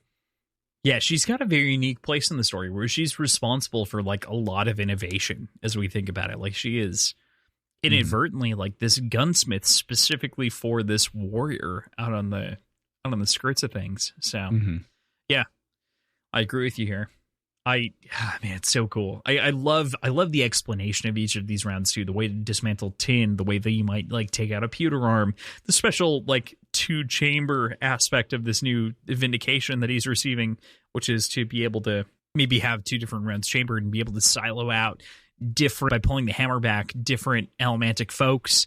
And the idea of this allomantic gun safety too is just fucking genius. Like it's a fingerprint sensor, but smarter.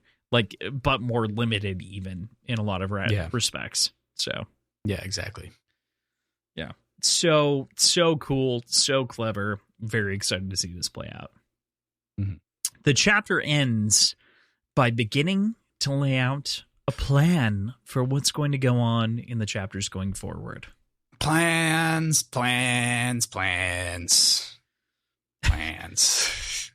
Mm-hmm.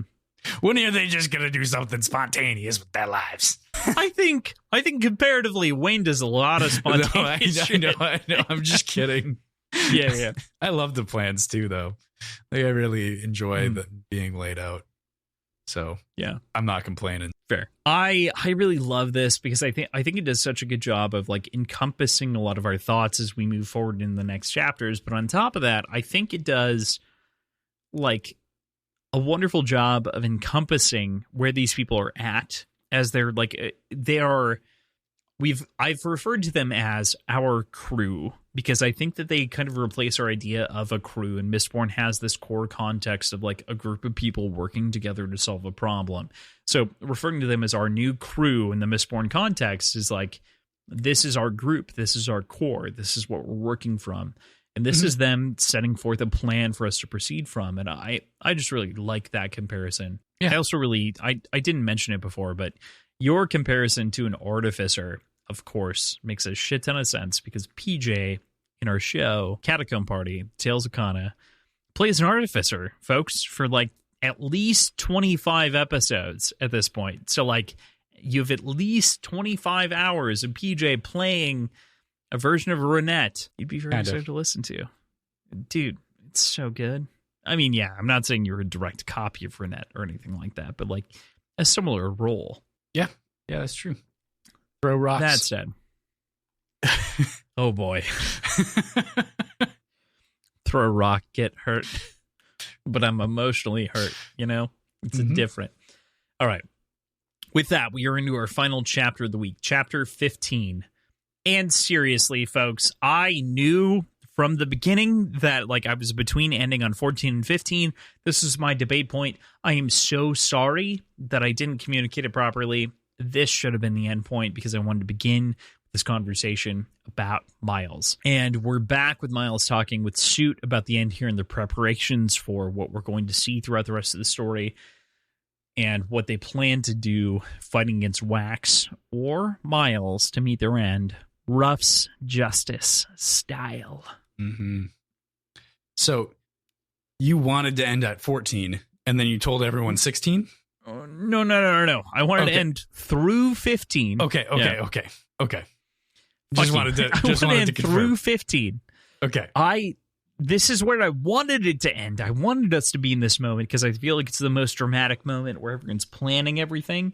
Mm-hmm. And then we go into execution for the rest of the chapters. Yeah. So. Okay. Gotcha. I'm with you. Cool. Yeah. Sorry my bad. I fucked up a little bit. I appreciate that we get into Miles's head a little bit more here.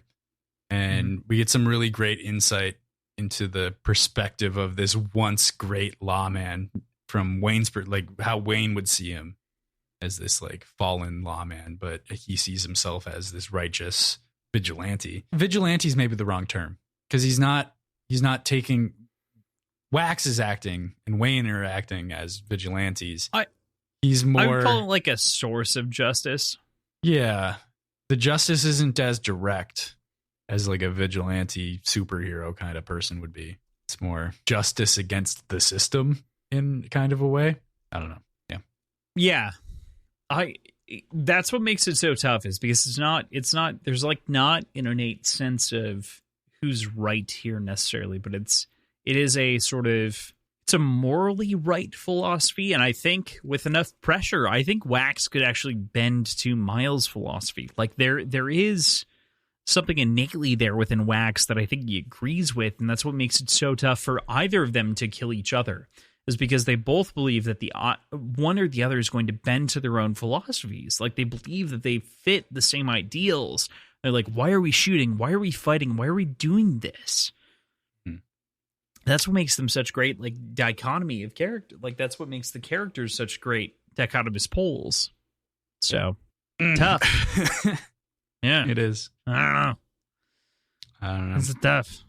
This is tough. Yeah. Yeah. But that said, we do get a bit more of Suit throughout this entire section, as well as the mysterious organization of the Set here, who seems to be playing the longer game in the background, almost completely like Illuminati style. But they've got one final theft to plan, stealing more aluminum and getting ready for the next fight, as it were. Miles is left with a pair of Suits' men, here to guide and ensure that he doesn't fuck up. What are your thoughts on this entire exchange as it stands, setting up the background of the character and everything going forward as it enters the conflict? So I think here is where I initially really came to the realization of like, hey, you hypocrite, like shitting on the name The Vanishers for it being too pageantrous. Come on, man. You're part of a secret organization with the themed name. Fuck off. But trying to figure out who this mysterious person is, and I don't know who this is.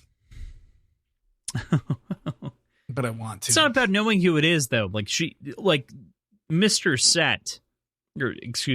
Suit is meant to be a little bit separate from our understanding of things at this point. So, like, it's not your fault for not getting it. There's nothing necessarily to immediately get.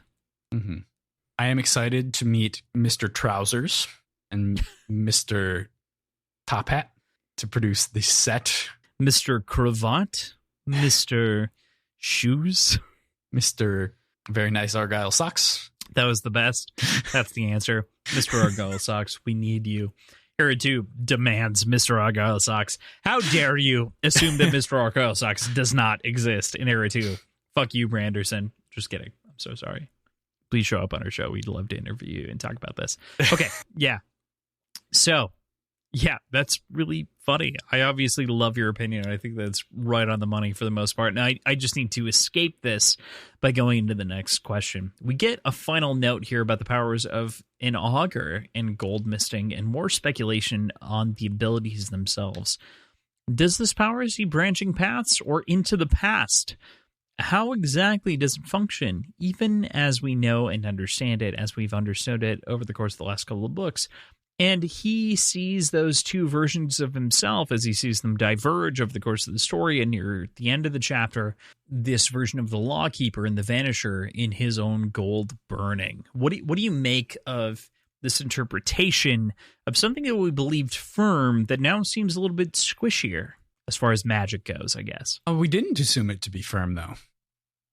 Because this is the exact same speculation that he's having that we had.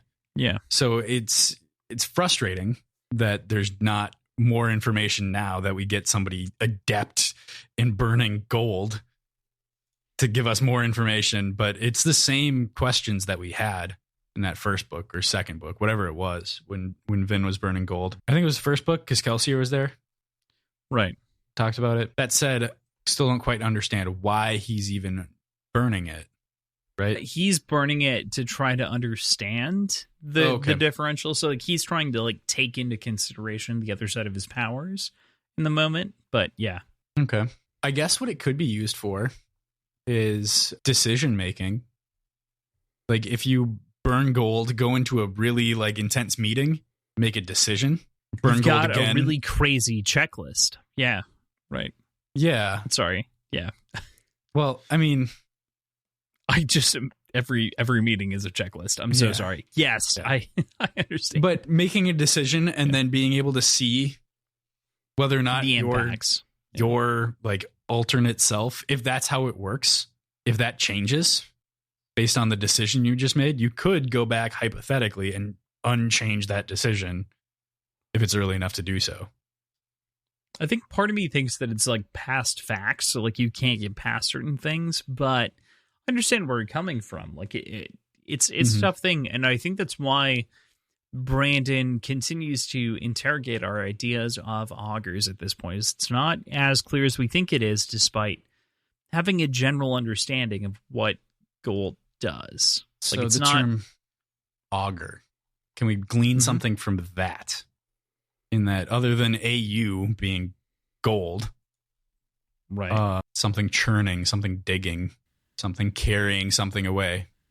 Right. It's a spiral bit that digs things out to bring it up to the surface. Right. Yeah. Yeah. I'll have to think on that. Or no one knows, and they just saw, hey, you, what can we call those guys? Augers. Okay. Okay. Got it. We're good. Yeah. Right. I understand. I totally get it. So I wanted to bring it up here, though, for you to anticipate, predict, think about. So there's a lot here. We also get a little note on how Miles sees himself forged, made by Trell, inspired by the survivor, and practically immortal, but still weak as an individual. He settles in and decides to embrace what he is, an outlaw. He heads out knowing full well what's to come, either the death of himself or Wax in the future books and story. So this brings up, again, the term immortal. And this is coming from his perspective. I think that's a character misunderstanding the term immortal. Do you think that's Brandon misunderstanding the term immortal? Or is he actually, does he believe that he's undying naturally? I think that he's undying except for age. I think that it's but that's what the immortal the part talks about. Like that's really invulnerable kind of would have been. Right. I think agree that with this is a misuse of the term. Yeah. Okay. Cool. But like he's still like the tough part is that he's like still vulnerable to like surface wounds and things like that. He just heals immediately. So like he's still harmable. Like I don't know how else to say it. Like he can still. Does that make sense? Like I'm not trying to quantify on an instantaneous standpoint, but it's healed so fucking quickly that it's basically not okay. Much like Wolverine. Yes, it's the same ability basically. Right. With the exception of like how you channel it and how you get there. Yeah, totally. Yeah, I agree with that. And Wolverine himself considers himself his ability is a little bit more interesting because he is also almost ageless to a certain extent. But so, like, is that agelessness tied to his invulnerability? His regeneration is tied to cellular regeneration. So, yeah. Well, let's go another layer deeper. Yeah, even at a certain point that fades. So, like after I think it's almost 300 years, it starts to break down. But that's based on mutation. It's like human mutation is what that's based on, not like purely strictly. So like it's still science-ish driven. So yeah, eventually he becomes more vulnerable to aging and the effects, but 3x the populations, which I think we'd reasonably apply a filter, like I said earlier, to Miles's life and so that he could live longer for sure on average than most people, because he could likely cure his own cancer. He could likely burn out a lot of things in his body that would be self-damaging, Alzheimer's and the like. And he'd be able to live longer because he would do that. I think I put a number on it of like 130 years earlier versus like an average 80, 85. So yeah, pretty good. Just a rough shot in the dark, but an idea nonetheless. Yeah. Anything else? I want to get into the weeds on that at some point, but this is not the forum to do so right now. Right. There's some contemplations on the entire existence of the magic system as it stands, and that's not where we're at right now in the story. So I understand. Anything else on the two gods that he calls out upon inside of this moment between Trell and the survivor? Do they consider the survivor? They do consider the survivor a god, don't they? I mean, one would assume. Yeah. At this point. Did Kelsier latch on to Trellism? I know Says had pitched it to him. He did. Yep. As a way to accept death. Yeah. I don't know what to think of it as far as calling out both of them. I hadn't really considered that. Okay. Yeah, I wish I could go back and like read more about Trellism and cross-reference it with. Conveniently, you can always go back and search all of our notes that I brought up, Trell or Trellism. You can do it. Google let you do it. Daddy Google. I'll make a joke that like I've always tried to call out all of the religions forever so that they're searchable inside of our documents, because they're all brought up in different degrees and different intervals, and I want to make sure that you have access to all those things if you want to look back easily versus like rereading the whole thing. So at the very least, you can go try to find Trell or Trellism in a lot of places. Okay. Cool. We switch to Wax's perspective, and they're preparing for a robbery. Wayne's off chatting with Renette in the next room over about God knows what, but leaves Marcy and Wax, and they're left to debate what to do about the Phantom rail car instead of planning kind of the straightforward and what they need to do. They kind of pull this, like, what I'm going to call a Combs and Lodrian special. Guess what each other's plan is and where they fit into each other's ideals of that plan. Needless to say, it's a very flirty way of planning an anti-bank robbery or heist. Yeah. I loved the flirtation of it and just the total bailout right at the end. Like the understanding of where this is going and just pulled the ripcord. He's like, oh yeah, you need a gun.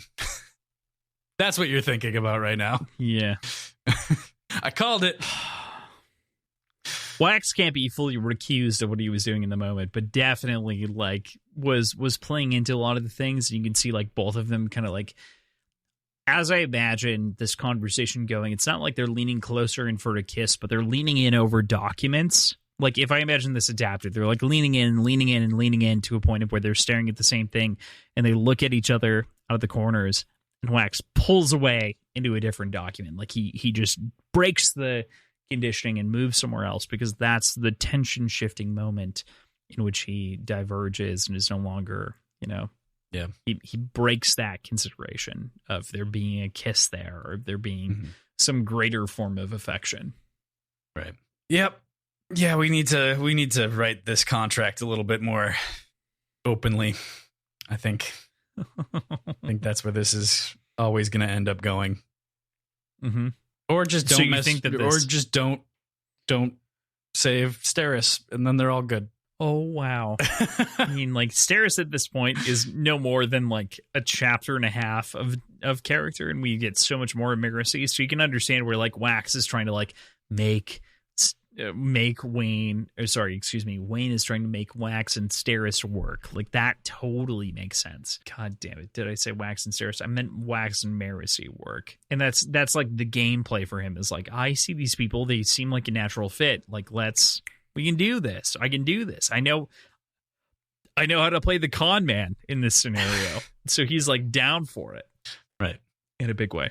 So yeah, it's interesting. It's fun. It lends itself to, there's like a love quadrangle, but like Wayne is just like an outside influence on the whole thing. Well, so is Steris. And there's like, well, I mean, and Steris and Marcy directly interact where they can't love each other. So it's a direct competition just for, instead of this quadrangle, Wax's affection. And Wayne feeds Steris into doesn't Wax's even want affection. The affection that much. She wants. Well, so yeah, I mean, she's looking at it right now from the legality standpoint. She's looking at it from the trade benefit more than anything else. But I understand. Yeah. Mm-hmm. It seems straightforward, but it is not. It's pretty complicated. For sure.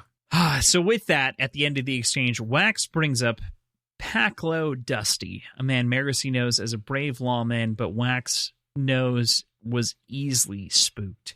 Wax has an excellent line that I wanted to bring up here that I think embodies this kind of theory and idea of Wax as a person and the way that he thinks about the historicity of the moments that he's impacted and the people around him that he's seen do these actions that are considered heroic in the inner circles of Elendel at the moment. So he says of Paclo the Dusty, he was brave, Lady Marcy. You see, many people mistake startlement for cowardice. Yes, a gunshot would make Paclo jump. Then he'd run to see what had caused it. I once saw him stare down 6 men with guns trained on him, and he didn't break a sweat. The measure of a person is not how much they have lived. It is not how easily they jump at a noise or how quick they are to show emotion. It is how they make use of what life has shown them. And to me, again, we've spoken a couple of times about like We didn't spend a lot of time focusing on Brandon's writing in the previous era, but I think this is another example of a wonderful quote that can be extracted and used beautifully to talk about the nature of humanity, the nature of a lot of things. This makes the writing more than just a textual comparison for fantasy's sake. Yeah. And I think it's great. It's a lovely passage and a wonderful point. And you're right, it can be plucked out, applied anywhere. Yeah. I think it's a great thing to leave on too, as far as this section goes. So I think it is too. I mean, we very technically have this wonderful like end page paper that you can definitely read, which includes bits from a long story of like Do Not Be Caught in the Dark. It's the Pits of Volantia. It's Allomancer Jack exploring this distant horizon that almost feels very Indiana Jones-esque mixed with Jack Sparrow that, you know, feels like it's got this soul to it. But that said, it's not immediately impacting on the story. And it's very much a skippable page instead of the context. So I agree with you. It's great. It leaves us on this thought of how we're going to proceed into the rest of the story. And I really love that. So, folks, that's it. PJ, did you have anything else that you want to mention this week? Anything else we skipped over? I feel like we did a pretty good job. I think we tackled it pretty hard. All right. Cool. Needless to say, that's where we're at. So, with that, we go into next week. We are reading next week, chapter 16 through the epilogue. That's it. We're done. It's the whole thing. We're wrapping up the episode next week with the epilogue. So please feel free to finish the book with us. We appreciate all of those. There are a number of you of whom are our long-term listeners of whom are reading along with this for the first time. And I am so excited to experience this alongside with you. Thank you so much for following us into this journey, because I think it's a very unique experience and one that I think we aimed for to begin with, but didn't anticipate happening at this point. So we're, I think, very glad that you get to experience this with us. Yeah. So it's great. Happy to have friends. Yeah. Totally. So that's where we'll leave you for this week. Thank you, as ever, to Tim and Andrew for helping us keep our show's lights on. You can check out all the links in the show notes where you can find our schedule, our Patreon, our previous episodes, our websites, social media accounts, all in one convenient location. As a reminder, this is an Atomic Pylon Media production. So as a part of that, you can go check out all of our other shows that we produce at this point. That would be any future episodes of HowlerPod. That would be a Catacomb Party and the Tales of Kana, as well as other episodes that exist there. In addition to a number of other things that we produce on the network, including PJ Symposium of Media and Whimsy, the Words and Whiskey Devil's Cut, the live shows, and everything else. So you can find a number of those shows on patreon.com, as PJ had mentioned, /Words and Whiskey. You can check us out. Join us there. We do this monthly. It's a great fucking time. Join us, please, dear God. We beg of you. If you're looking for us on social media, Words Whiskey Pod on Twitter, Instagram, and Reddit is the way to go. If you want to send me and PJ a message, you can send it to wordsandwhiskeyshow@gmail.com. You can also join us, as we mentioned before, at patreon.com /wordsandwhiskey. And for the time being, we have t-shirts on TeePublic. You can follow the link inside of our linked description below. That will be shifting in the near future to something a little bit different. In general, thank you for listening. So Kross and I argue and bicker and fight and love each other. It's fun. We have a great time. We have a great time doing this show, and I'm so happy that other people seem to enjoy it with us. As always, I'm very pleased. And I'm so glad. I am so glad to be here in Era 2, even though it's only the second episode of all of our Era 2 coverage, to be so... I'm so proud of a lot of this like content that we're talking about and everything else that we've done. I feel like we've done a really good job. So I'm pleased. And we'll see you next week. Bye. Bye.